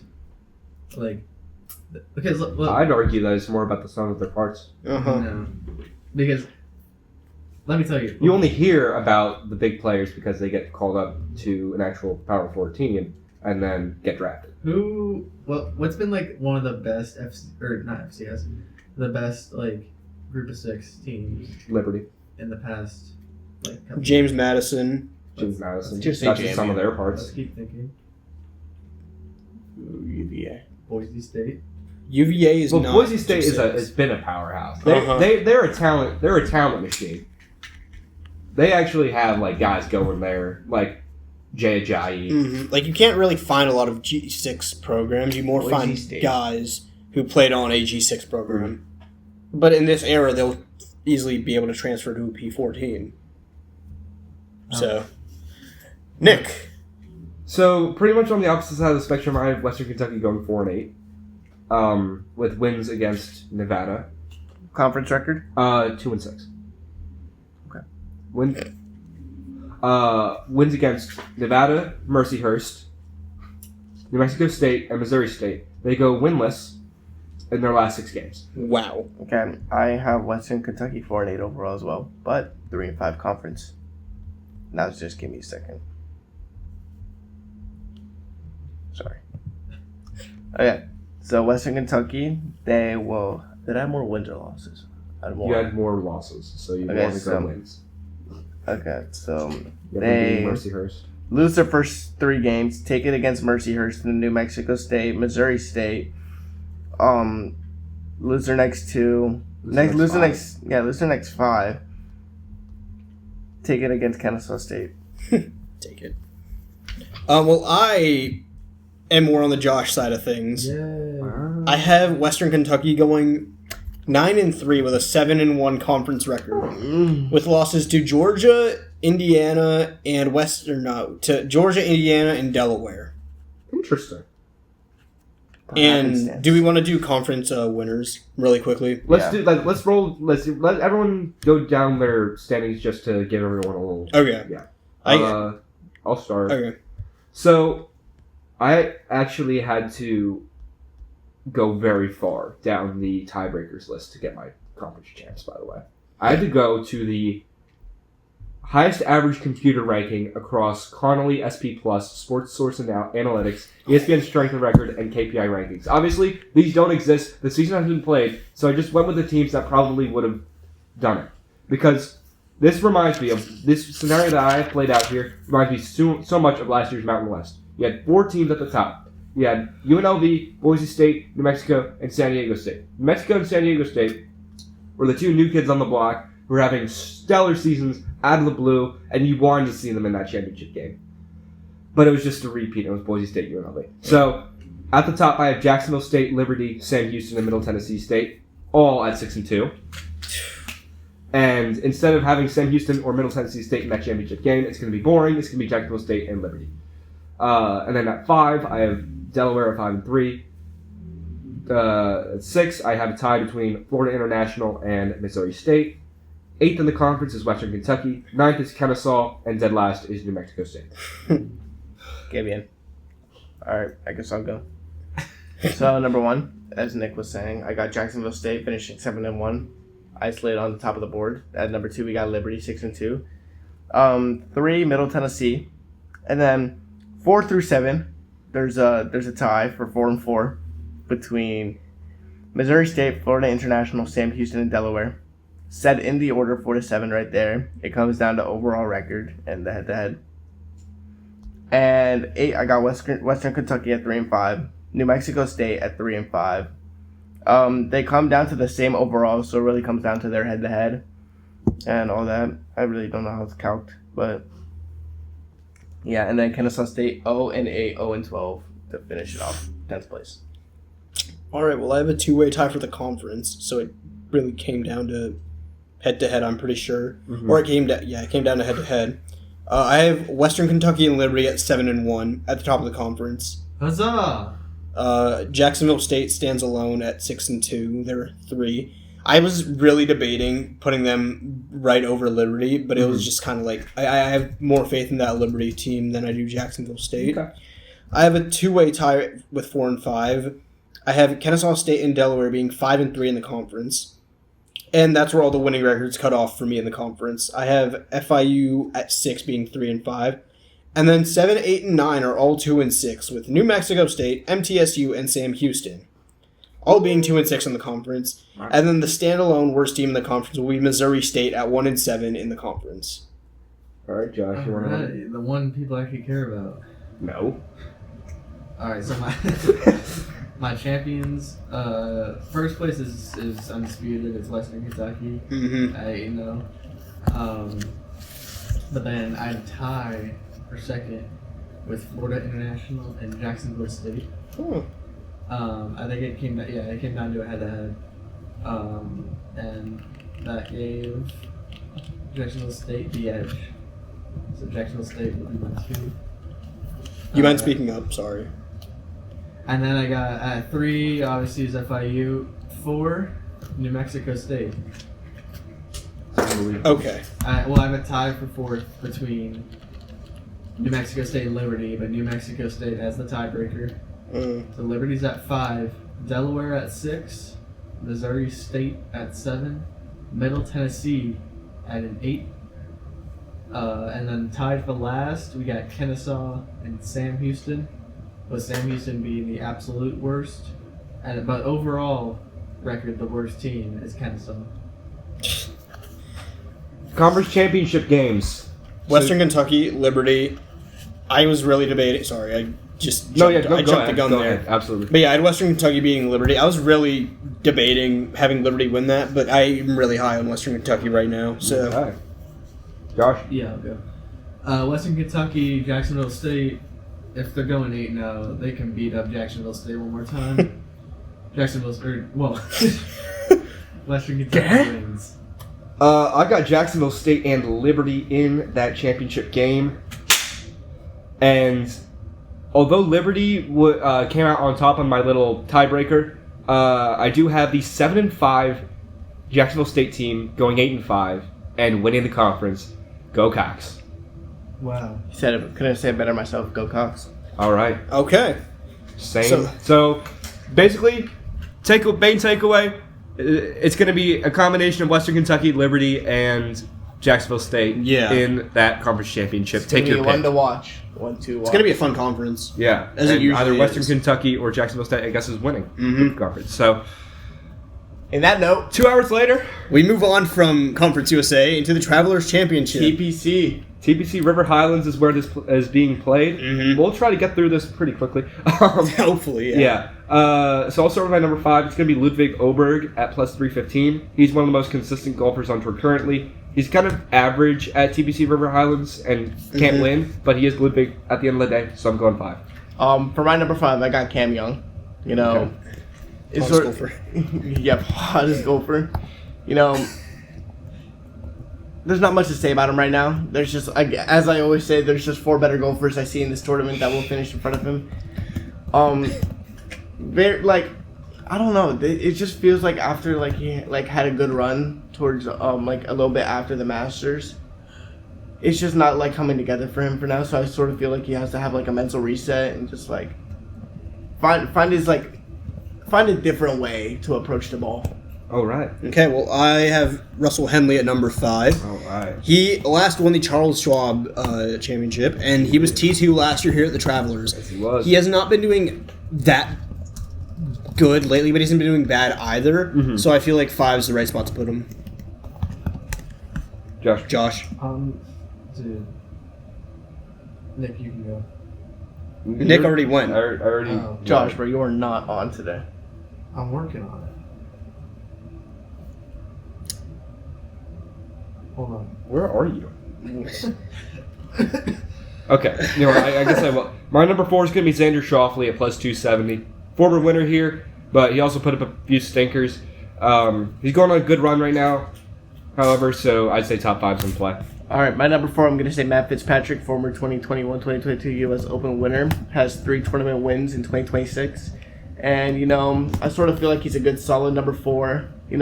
He's pretty good on the par 4. Finishes, he has 3 wins and 2 second places this year. He got second at the FedEx. And, he's made 15 cuts. So 15 events, 15 cuts. I sort of feel like he's really consistent and, what's it called? Club the ball. I feel like this doesn't, thank you guys, doesn't have that much water. So I feel like keeps the ball on the green, keeps the ball on the fairway, hits on the green. Doesn't try to go for the big shot in every single stroke. Just sort of plays the short game. Thank you, Nick. Sort of plays the short game. I feel like he could get in the top 5. Well, I have at number 4 the now winner of the U.S. Open from 2026, Wyndham Clark.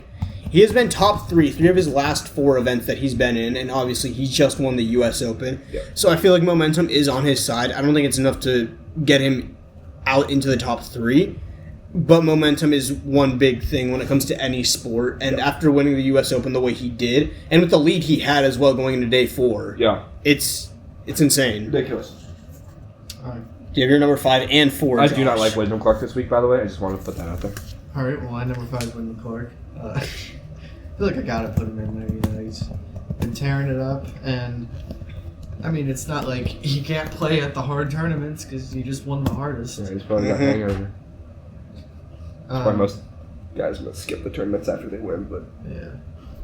I don't think he's allowed. Who's your number 4? My number 4 was Si Woo Kim. You're not going to Yes. switch him out this time? No. I mean, it worked for you last week. He kind of did terrible. He did. Mm-hmm. You know what? Call him one count. I get more points anyway. Whoa. Yeah, Morikawa did a lot better at the Open. And yeah. Okay. I'll go with my number 3, which is Scotty Scheffler, minus 102. I think it's the lowest I've put him this season. There's 2 sleepers this week that I really like. Scotty's just always good enough to be put at the top. He's gotten top 6 the last 3 times he's played here, with one of those being a win. So I did have to include him, obviously. Just you guys I like better. You know, this golfer is due for a tournament win. I want Siwoo Kim. It's been up there. I'm looking at par 4 average. He is 2nd, and this is a par 4 heavy course. Right. And par 3 average, he is 11th. So, his scoring average is really good. He is also 11th. So, I feel like if he could just keep that scoring average low, he is due to win a championship. I just feel like he hasn't had his A game on recently. But, in 2026, he has 17 events. He's missed 1 cut, and he's gotten 2nd in 2 events and 3rd in 2 other events. But, really, he just needs to, find his way to, I would say contend. He hasn't been performing the way I wanted him to perform. But if he could take advantage of this par 4 heavy course and, get, a few birdies on them, maybe an eagle. Maybe an Who eagle. knows? Maybe a hole-in-one. I mean, maybe. Maybe. Well, in that We'll case. see, but... Is your bet 3 plus because of the hole in one? No one got a hole in one last week. Yeah, right? I know. I was pretty upset. Yeah. I heard. Well, my number 3 is going to be Tommy Fleetwood. He has been in the top 11, whether it be T11 or just standalone 11, 4 of the last 5 tournaments that he has been in. He was T2 last year here at the Travelers, and he has a good drive. He's good putting when it comes to being on the green. Are the greens hilly at all at TPC, whatever? Depends. How's the scoring? That's a good Because, question. yeah, I mean, truth be told, I was very caught up in College in football. college football stuff this week, and So, honestly, regardless of that, I think, fast and true. I think with the kind of putting that he has, he's obviously not, I don't have him winning at all, but I think I have him, he's definitely going to be up there this weekend. Josh. Number 3. My number 3 is Cam Young. Hottest golfer. Right. Hottest golfer on tour. I wouldn't even say that anymore. Wynn Clark's definitely the hottest golfer in golf right now. Wow. Your heart has changed for another man. That's just Why is it echoey? that's just a fact. Oh my gosh, they're trying to score. But Cam Young, he's still, what is he? Is he number 3 in? I think you're right. Number 3 in official golf ranking. Number 3 in golf ranking. Number 3 in the tournament. Number 3 in your heart now. Number 1. My number 2 is my number 1 in my heart, Russell Henley. At number 10, we have number 9. At number 9, we have number 7. At number 8, we have number 9. Plus 520. This is my first time picking him since that incredible win at the Charles Schwab Challenge. He had a very bad round 3 at the It was PGA. very challenging. At the U.S. Open. But he had a decent showing at the Memorial. I don't know if he can win another this season, but he got 2nd here last year, like Oscar said, so I think he can do it again. Emilio. $1 million. Oh, sorry, I didn't want to interrupt. Rami? Yeah. Okay, cool. I got Kurt Kitayama. Oh my gosh, I love it. So, I did my research.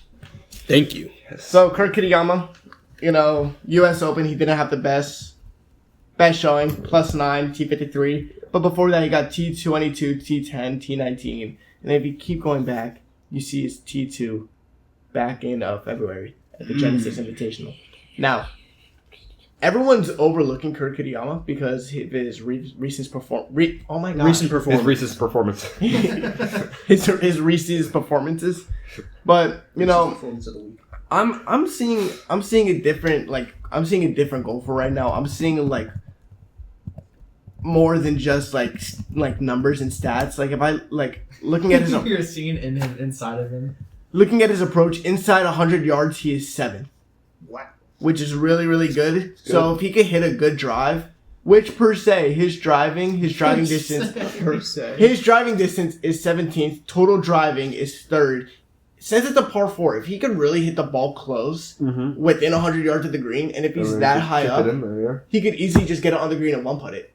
Two putt it even for par, and he won't finish two putt. It's not +9. that good on a par 4. Still, 2 putt you get par, and it's not finishing +9 like he did at the U.S. Open. So I really feel like if he buckles down, Kurt Kitayama could finish second place. All right, well, my second place pick is going to be Xander Schauffele.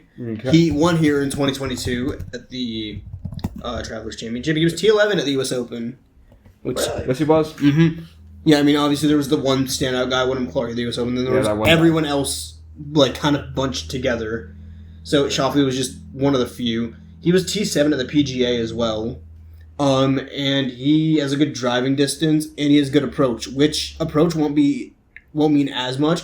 But if it does get into those 2-putt situations, I feel like approach will kind of work out better for him. Because obviously, if you approach the pin better, you're closer to the pin most likely. Approach play is always crucial at every tournament, just sometimes it's less crucial than others. That's separate. Oh, wait, hold on. Separate but equal? Okay. So you said it, but I didn't even say it. My number 2 is Scotty Scheffler. He let me down. What was that? What was that day 4 performance? Dude, yeah, the day 4 performance last week was awful by Scheffler. Well, it wasn't awful. Well, it wasn't awful. It wasn't enough. No. It's Wasn't what we were hoping for. It's like Kendrick Lamar. Okay. No, it's not enough. Oh, down. Too solid. Not enough. Okay. Solid. Okay. Yeah. Who's your winner, Nicholas? My winner? I haven't said his name on this podcast ever. Oh no. It's gonna be JT, Justin Thomas, plus 2,900. This is a popular top 5 or top 10 pick in the golf sphere right now. This is my first time picking him this year, but he's finally figured it out. Coming in 5 top 20s in a row. He's got 3 top 10s in a row at TPC River Highlands. He's the best player and the best course for the course in the field. Justin Thomas. Give me your 2026 American Express winner, Scotty Scheffler, to win. That is what he's known for. Yeah, he's known for a lot more than winning the American. Yeah, the 2024 Masters as well. He also won the Travelers Championship in 2024. Same year he won the Masters. So I'm sort of feeling like a pattern. If he got second at the Masters, he could either be first or second at the Travelers Championship this year. So I'm making a stretch here, but sure. Yeah. So, I mean, there's really not much to say about Scotty Scheffler besides his last tournament. He's He's the best golfer. Throughout all 3 of your picks. Why? Because it's fun. Scotty Scheffler, his play sort of speaks for himself besides his last tournament. He's good off the tee. I wouldn't call him really consistent, but... Whoa! What do you mean? He's the You have him winning and you're going to say he's not consistent? After his last, Dude. run, no, but total driving, he is first. So I want to see him absolutely gun one off the tee in these par 4s. Short game around the tee, he is 4th, but putting, putts per round, he is 24th. But 3-putt avoidance, he is 28th. Well, if somebody gets in a 3-putt this weekend, that's depressing. Hey, talk to DeChambeau about it. Well, my winner is also going to be Scotty Scheffler. I don't have a lot to say about him because Emilio decided to take the cake on that. Other than he's been... Take the cake. Dude, I'm not a big fan of cake, but you can say he won the Masters. He has been in the 2021. top 6 at TPC for the last 3 years in a row, including a win in 2024. And he got T4 at the U.S. Open. He was also an Olympic champion in 2024 That too, That's I guess. True. Joshua, who's your winner? My winner is my guy. You don't even want to know his winner. Johnny Vegas. I'm not even going to say it. You just have to. I'll have to wait until the winner comes Matt out. Fitzpatrick. Okay. Yeah. Matt Fitzpatrick. I wish I picked him at the Open. Wait, no, I didn't. Wait, but he didn't do that good at the Open. I meant to. What was the one before the Open? Hold on, wait. I think I have it on my notebook. RBC Canadian? Yeah, he did. Yeah, good, RBC right? Canadian. All right. Dude, I'm so happy I'm so prepared for this pod. Yeah. Last place pick. Oh. Who's going to be your last place pick? It's the same one it is every signature event. Can y'all guess it? Brian Campbell. It's Brian Campbell. Yeah, so is mine. Yeah. I've said why he's my last place pick plenty of times. I don't. feel like I think myself. it's not that fun repeating yourself about Yeah. Brian Campbell. All right, fine. I'll go Mac. Oh, Mac. Return of the Mac. Max squared. What do you say? Mac Meisner. Oh, Mac Meisner. Okay. What? Dude, I'm gonna just pick some random guy. Dude, just pick Brian Campbell and call it a day. No. Or pick Johnny Vegas. He's towards the bottom. Yeah. Actually. I was Yeah. actually going to consider Okay, give me Johnny Vegas then. You know, Johnny Vegas, let him ride. So I technically have 2 picks now because I made Emilio's pick. No, Johnny Vegas, you know, he's my little troll guy. So, like, he was the. I would love to go I last think for the oddball, by the way. Okay. And you'll Johnny see Vegas why. was the first gopher I mentioned on the podcast. Well, one of the. Yeah. Oddball. I'll start with Josh then and go around the horn. Okay, yeah. Let's not start with. Okay. I don't think Josh has Okay, a pick yet. I have Scotty Scheffler to win at plus 400 insurance just in case he does break through this week and finally wins. Mm-hmm. I don't want to miss it, so. Okay, I got Aaron Rye to finish top UK in Aaron Ireland. Rodgers. Oh. Yeah, I got Aaron Rodgers to finish top UK in Ireland. What's the odds on that? Did you check the odds? Or You know what? I saw the odds last night and I completely forgot. I'll look at them. I have it up right now. Josh, what is your... I want to find one of the fun ones. Like Yeah, there's not really fun. I've tried finding a funny one. Oh, I have a really fun one, I like promise. the World Cup one. The Yeah, Oscar, you can go. Alright, well, my oddball is going to be a soccer cross-sport special. No, that was what I was gonna do. Erling Haaland scoring a goal against France, Mbappe scoring a goal against Norway, and Scotty Scheffler to win. Do you want to know the odds to that, Nick? Hold on. Mbappe scoring. Dude, that's not gonna happen. Just put Mbappe and Haaland Scheffler score, Scheffler winning. win. Okay. The odds are 2,700. Wait, 2,700 27,000? 2,700. Okay, That's okay. not Yeah. that high. Yeah, I know. It was a safer pick. Dude, guys, let's And be the nice. thing is, Mbappe and Holland scoring. That's like, What? Okay. No, I'd say it's one of them is probably gonna score. The other one probably. I'm gonna won't. do one of these silly ones up here. No, you feel like silly today because you are. well, you're living like a little oddball. Okay. Oh, this one I could win this one. Are we doing the edited odds? Like- Sure, dude. It's an oddball. Do whatever the heck you want. Okay. It's meant to be odd. Matt Fitzpatrick top 20 finish, Sam Burns top 20 finish, Siwoo Kim top 20 finish, and Colin Morikawa top 20 finish for plus 1,200. So mine's the longest odds. I Plus love how yours is 1,200? the longest odds when Josh's is like 4. This is a top 10 or top 20? Top 20. Top 20. Including ties. Okay. Mm. So T20, T20, T20, T20. That would be very funny. That's plus 1,200? Yes. Alright. All right. Like, how about you try listening? Dude, I was writing. Formula One. F1 is back. We are in Austria this weekend. We are Yes. at the Red Bull Ring. Yes, we are. If you're wondering who owns that place, it would be Red Bull. I also Correct. did my research about this. Former races. Well, hold on, please. Beautiful stuff. It is a 70-lap one race around the Red Bull Ring, and Europe is currently in a heat wave, Yes, a very bad heat wave.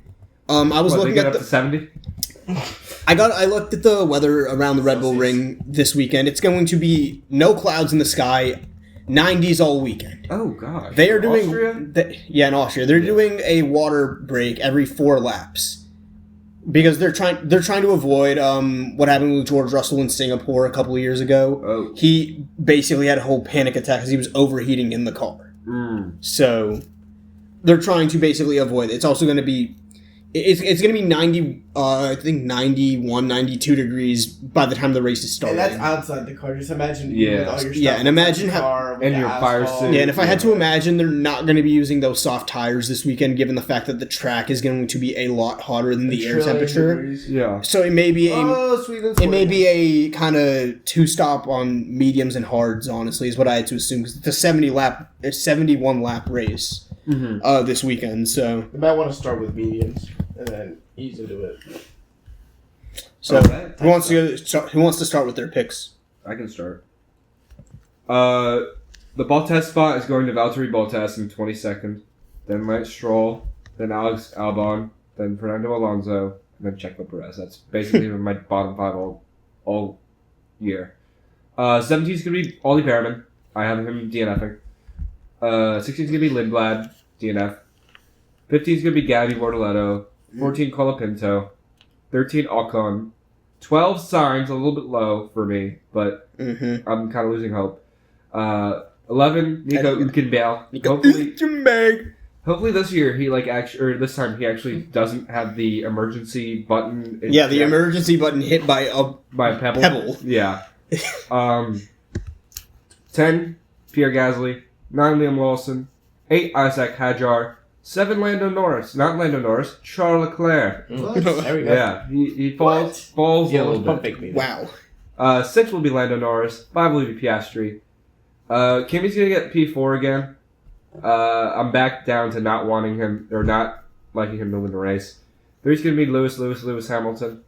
P2 is gonna be Max Verstappen, and number 1's gonna be Russell Racing. Mm. Wonderful. So my number 22 is going to be Franco Colapinto. I did my research right. You can just start saying the names, bro. Is Ayumu Awasi a racer? Who? What? Yo, Where did I went Yo. to the website. yo, that is not a racer. Ayumu Ayase is not in F1. I went to the Jack Doohan is also not. Oh my goodness, Emilio. Is he at sim racing? Dude, I looked at that. I'll go. Okay. I have Bottas in 22, Stroll in 21, Checo in 20, Alonso in 19. It's very So self-explanatory. Bottas, Stroll, Checo, Alonso. Stroll, okay. Yeah, it's Cadillac, Aston Martin, Cadillac, Aston Martin. Take your pick for whichever. As long as Bottas is last, because he's been doing awful for Cadillac. I have Albon at 18. He's been struggling a lot recently in Williams. I'll get to Sainz about whatever is going on with him soon. I have Gabby at 17. I have Ocon at 16 for Haas. I have Arvid Lindblad finally struggling because I feel like he's actually been succeeding a lot more than people thought he would at Racing Bulls. I have him at 15. I have Franco Colapinto at 14. I have Carlos Sainz at 13. However, this is low for me. Yeah. I saw a report that he may be moving to Audi in 2028 because Gabby and Nico's contract both run out in 2027. And he publicly went out to say Williams has to do more for the car. So, anyway, I have Ollie Behrman at 12. I have runner-up Pierre Gasly at 11. You got food, Josh. I have Nico Hülkenberg at 10. I have Liam Lawson at 9. Lando Norris at 8. Isaac Hadjar at 7. Oscar Piastri at 6. Russell Racing at 5. Ooh. I have Charles Leclerc at 4. I have Lewis Hamilton at 3. I have Max Verstappen at 2. And to round out the podium, I have Kimi Antonelli.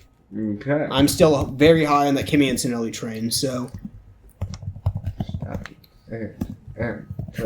Ellie. Yes, sir. Gotta fix my hiccup. I don't know where it is. Josh, do you want to do it? Yeah, I got this.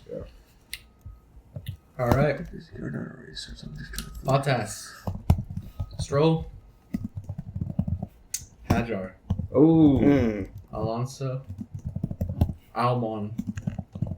Sergio. Behrman. Sainz. Whoa, Sainz really low this week, y'all. Gasly. Running up Pierre Gasly. Bortoletto. Ocon. Colapinto. Nico. Lindblad. I'm at what am I at right now? 8. Lawson. 11 those Driver, racing get out balls. of my way. I'm the Lando.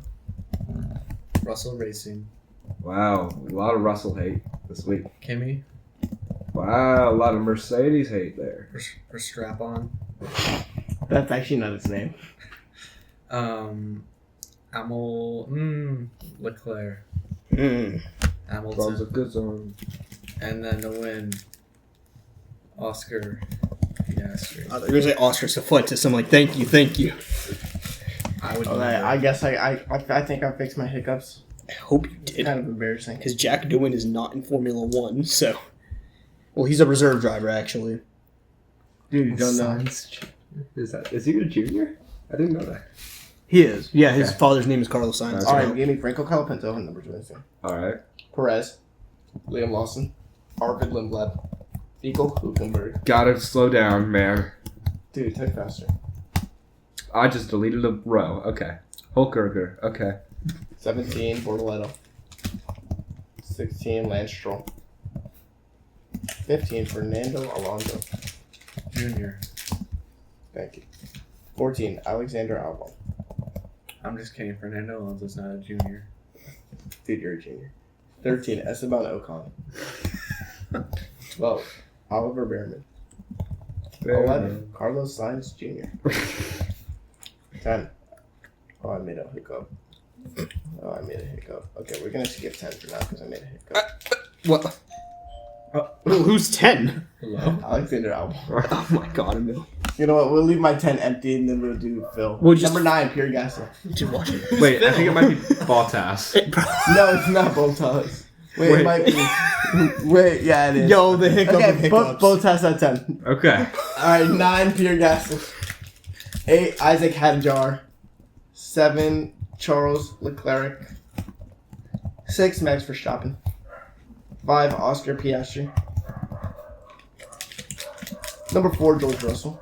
Russell Racing. And then the podium will be Lewis Hamilton, Lando Norris, and Kimi Antonelli. Lando Norris is out here just enjoying life, honestly. He got his driver's championship, and that's all he cared about, which is fine. You're allowed to only care about Yeah. the championship.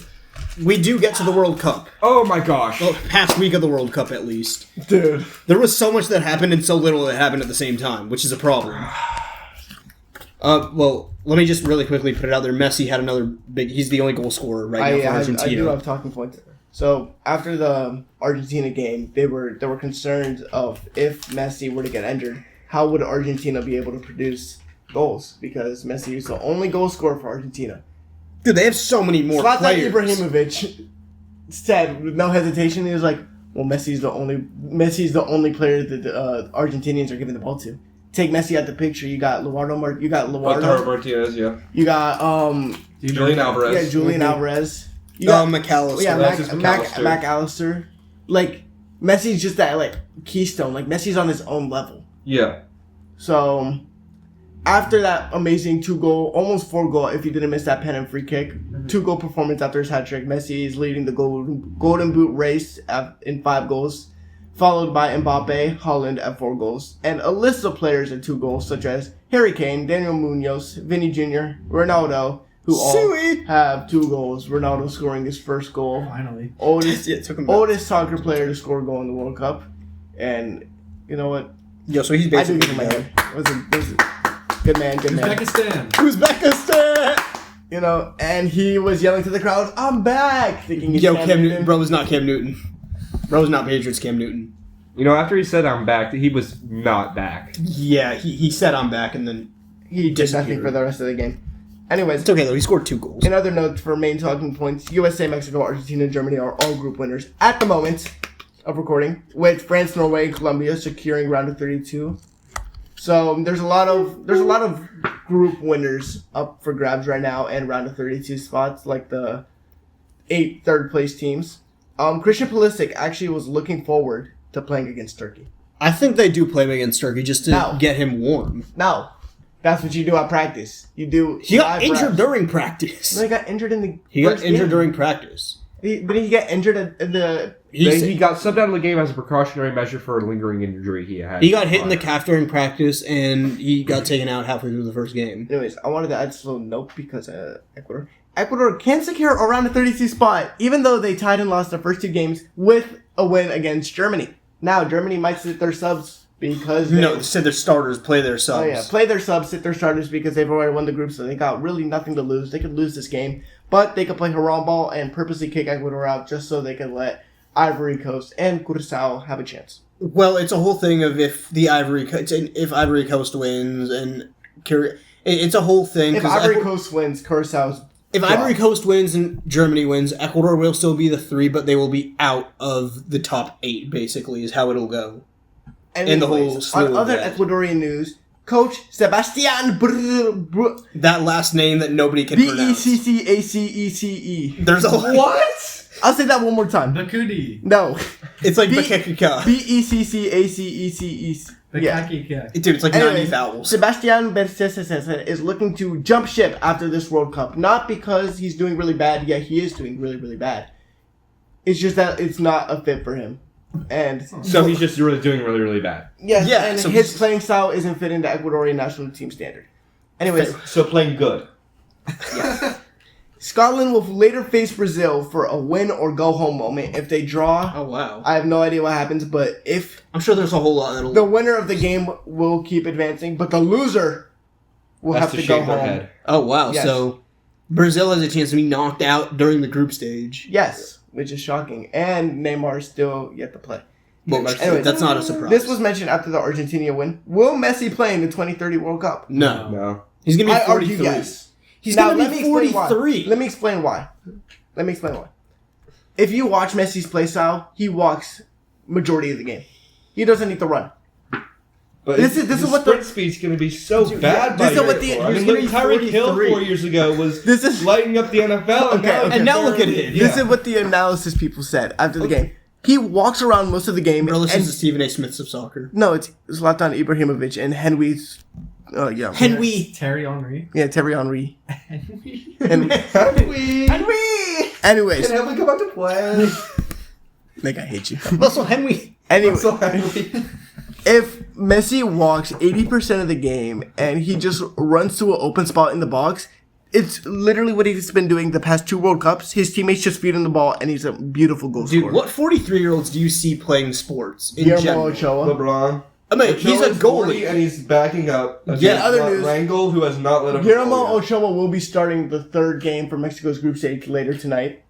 And he did announce his retirement after this World Cup, which is very upsetting because It's Guillermo not surprising. Ochoa... He's 40 years old. I know, but it's really upsetting. I didn't say it was not surprising. I said it's really upsetting because Guillermo Ochoa, through the past 3 World Cups, has brought in a little light to Mexico, which is really, really nice. But the main viewing points we want to see is the Golden Boot contenders. We want to be watching the Golden Boot contenders. We want to watch how they play, especially since Holland will be playing against Mbappe, so that's going to be a pretty good fun I game. did bet on that, so. Vinny Jr. with 2 goals has a chance to, as I said, go big or go big or go home. So How about Spain, by the way, actually winning Lamine a game? Yamal, youngest Dude, he tapped the ball in. Anybody would have gotten that. goal scorer in the World Cup at 18 years old. Dude, anybody would have gotten I that. don't know how to feel about that, but after Spain's first embarrassment of a run, they really switched it up. They played Nico Williams in the wing, and then they had Lamine Yamal run around, and they actually took quality set-piece corners, which actually opened up opportunities and windows right after that. So, They're also playing Saudi Arabia, so if they drew or lost that game, That would have been a I huge would've red cried. flag. how much? Also, Mikel Oyarzabal, 2 What? goals, wasn't it? I didn't let up Wasn't it another 2 goal. goals? Yeah, it was 2 goals in the 21st and 24th minute. Everyone's talking Lamine Yamal. The hero of that game is Mikel Oyarzabal, making it 1-0 to 3-0. Yeah, it's because Lamine Yamal had that 1 goal, and everybody's gonna. Yeah. Lamine Yamal is one of the most overrated players in this World Cup. He is overhyped. He has a big ego, and he's going to come crashing to the ground real soon. Yep. There was that picture of Messi baptizing him, though, so Yeah, I saw that. it's fine. I don't think there's a whole lot though that really. Because I don't think. I don't We think should every. talk about what happened to Ismail Kone. Can we talk about Kurosawa? Oh well, yeah, I'd be. The Kurosarian goal. Dude, Guys, yeah, that injury. All that I want to say is rest up Ismail Kone. He had successful surgery. It was a broken leg. Yeah, it's good to hear. How broken was a little bit of an understatement. With a It was little like- bit of literally they're just tearing it in Yeah, half. well, he broke his tibia and fibula, so. Yeah, What's his name? Ismail Ismail Kone. Kone. He was that Canadian guy who his leg got Anyways. broken. There's something I forgot to write down. The Ecuadorian national team. Can't score a goal to save their life. Yeah. Well, yeah, that too. They have 39 shots and 0 goals, which is the most shots. Which is on- the worst of all time, probably. Yes, probably. Yeah. The most shots on goal without an actual goal. And all the time. Ecuadorian national team, after their draw to Curaçao, they Was hung. filed an investigation with FIFA to drug test their goalkeeper. Dude, no, Ecuador just They can't need score a to goal. drug test their team and find out that they all suck and kick them all off. The Ecuador just- Curaçaoian goalkeeper almost tied Tim Howard's record Yeah. for most goals. Eloy saved. Room. Dude, Ecuador just can't score a goal to Eder save Valencia's anything. got to go. Caicedo's got to He's stop. fine. It's just No, he sucks because he doesn't know how to run to the open room. no. It's just Freaking Ecuador's Bacho is doing Bacho things. And they're Ecuador like, parks the bad. bus 20 minutes in when they're still tied. Yep. That's an Ecuadorian thing to do, guys. Ecuador. So, anything else about the World Cup, chaps? Cape Verde drew Uruguay, Oh, that's right. so they're still in it. They're they still can get in it, yeah. second place in their They group. can still get second. They in their just group. beat Saudi Arabia. They're favored to get second place. Yeah.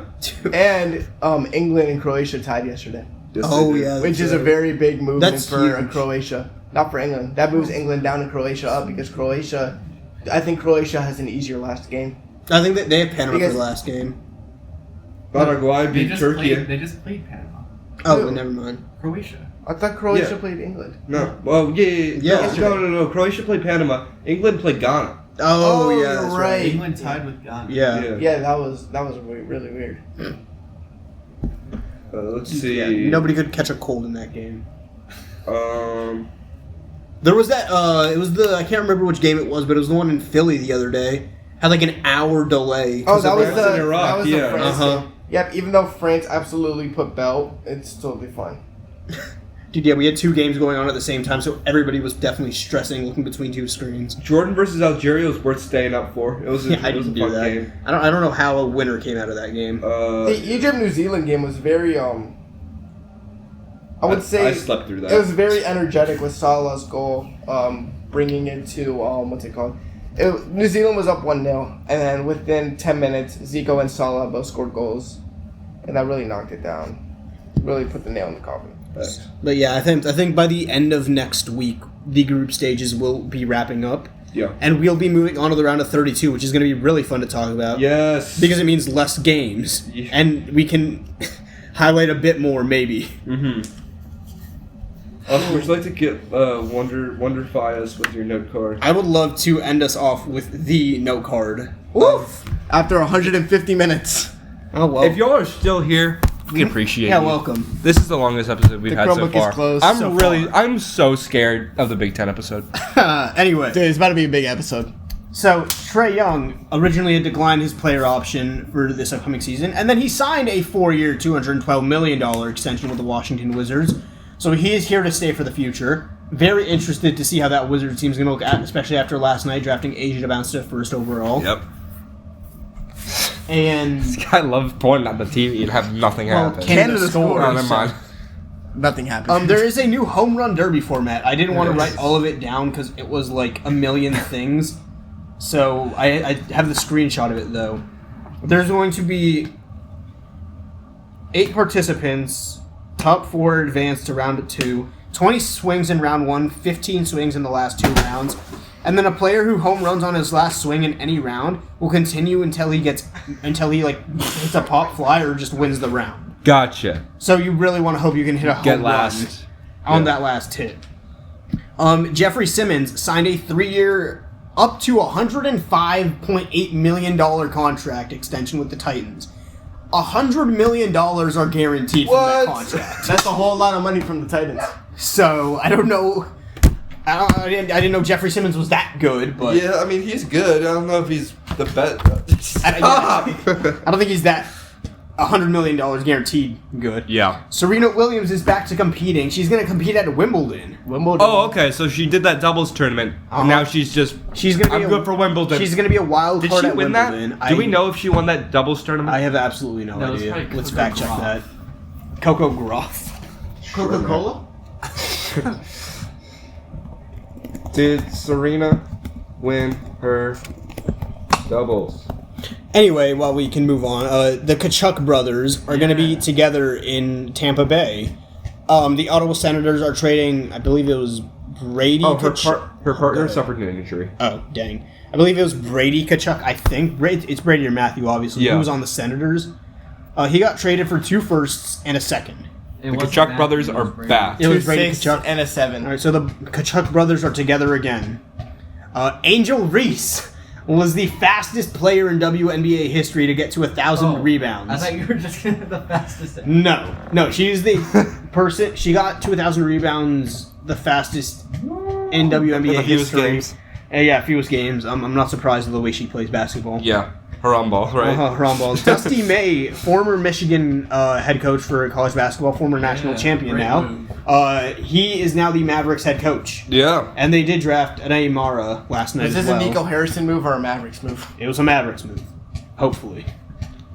Shohei Ohtani, outside of being one of the best players in the MLB currently, also welcomed a second child. Oh, So congrats to him and his wife for welcoming another child.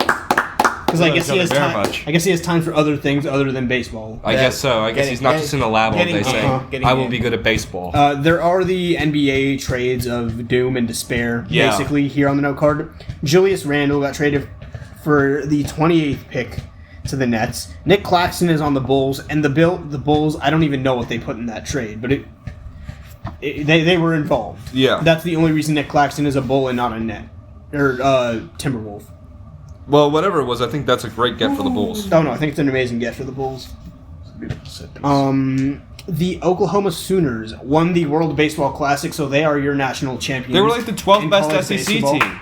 Yeah, congrats to them. That just shows how deep the SEC team or the SEC is in college baseball talent. Troy was in the World Baseball Classic as well, so I was very happy about that. Sunbelt, Fun Belt. Yep. The Giannis and Bobby Portis trade, they got traded for 3 firsts, Tyler Hero, Khalil Ware, Jaime Jaquez, and Kasparis Khalil Ware, that's the win of the trade right there. and Kasparis Jakusionis. He's probably Lithuanian. Yeah. Hey. And obviously the Bucks did not draft the guy I needed them to. Yeah. So Yaxel.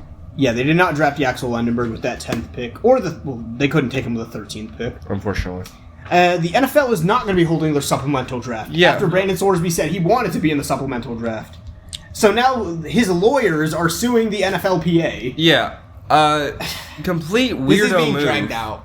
It's being so dragged out. They're like, oh, we don't want this drama when they're just creating more drama. Yeah. He's not going to play anymore. he wasn't going to play Yeah. at all. He just Somebody- wants the money at this point. Well, he did bet, so I'm sure he was trying to make money. Yeah, seems like a very money-focused guy. Micah Nori, who was an assistant coach at some capacity for the Timberwolves, is now going to be the Blazers head coach.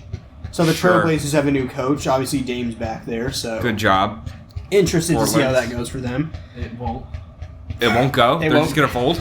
Brian Rolap is set to be the PGA Tour commissioner, along with being the PGA Tour chief executive officer. Yes. So he's going to have a double role for the PGA Tour. So Yeah, that's he came interesting. out with some statements recently about like the whole Challengers Tour and the Champions Tour and And then I think the PGA Tour is going to change up its schedule starting 2028. right? yeah, I think it's 28.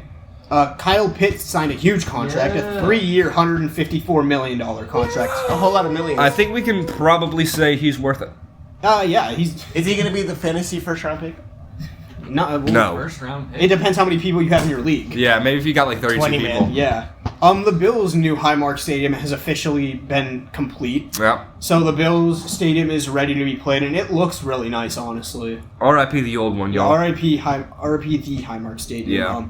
I'm not happy that it's semi-domed off, because I feel like you play in Buffalo, you play in Yeah, the snow. you gotta play in You Buffalo, gotta play yeah. in the snow if you're playing in Buffalo. It's like playing in like, I don't know. And then the last kind of thing is Austin Reeves signed a 4-year, $185 million extension with the Los Angeles Lakers. So he's definitely there to stay. They definitely want to keep him because he's good. And they're in win now. And yeah, I mean, I wouldn't say win now, but they're getting Win there. soon. They're trying to contend for something. And the MLB standings as of 12:48 p.m. Not a lot has changed though, because only 1 game finished, 2 games playing right now. Mhm. None of them include any of the top 6 teams. Okay.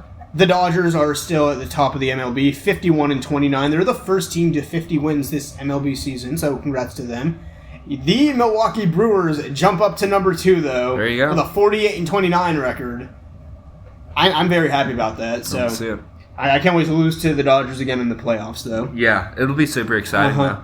The Atlanta Braves fall to number 3 at 48-30. though. Hate to see it. Hate to see it, but I mean, obviously, still top 3 is all NL teams. The Yankees, though, only team in the AL above 600 at number 4, 47-31.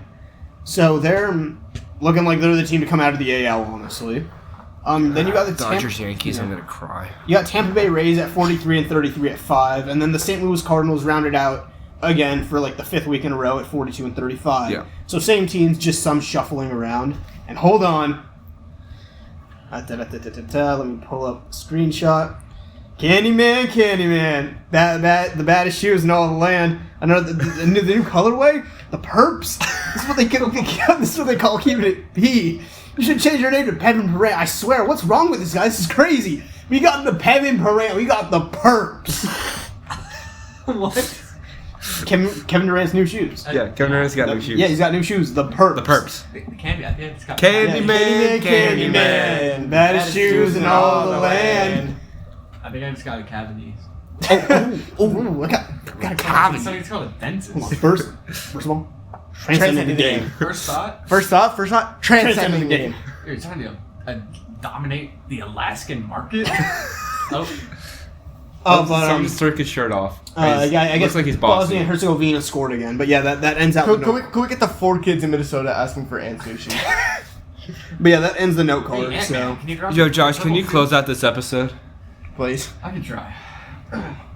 Please don't take more than 40 seconds. No, okay. Well, if you interrupt me, like if you interrupt him again like a million times, it will take more than 40 seconds. Guys, we have 30 seconds now. I want to finish this before 160 minutes.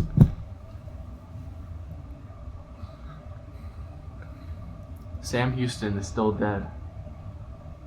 Everyone loves Big Red. Shohei Ohtani had sex with his newlywed.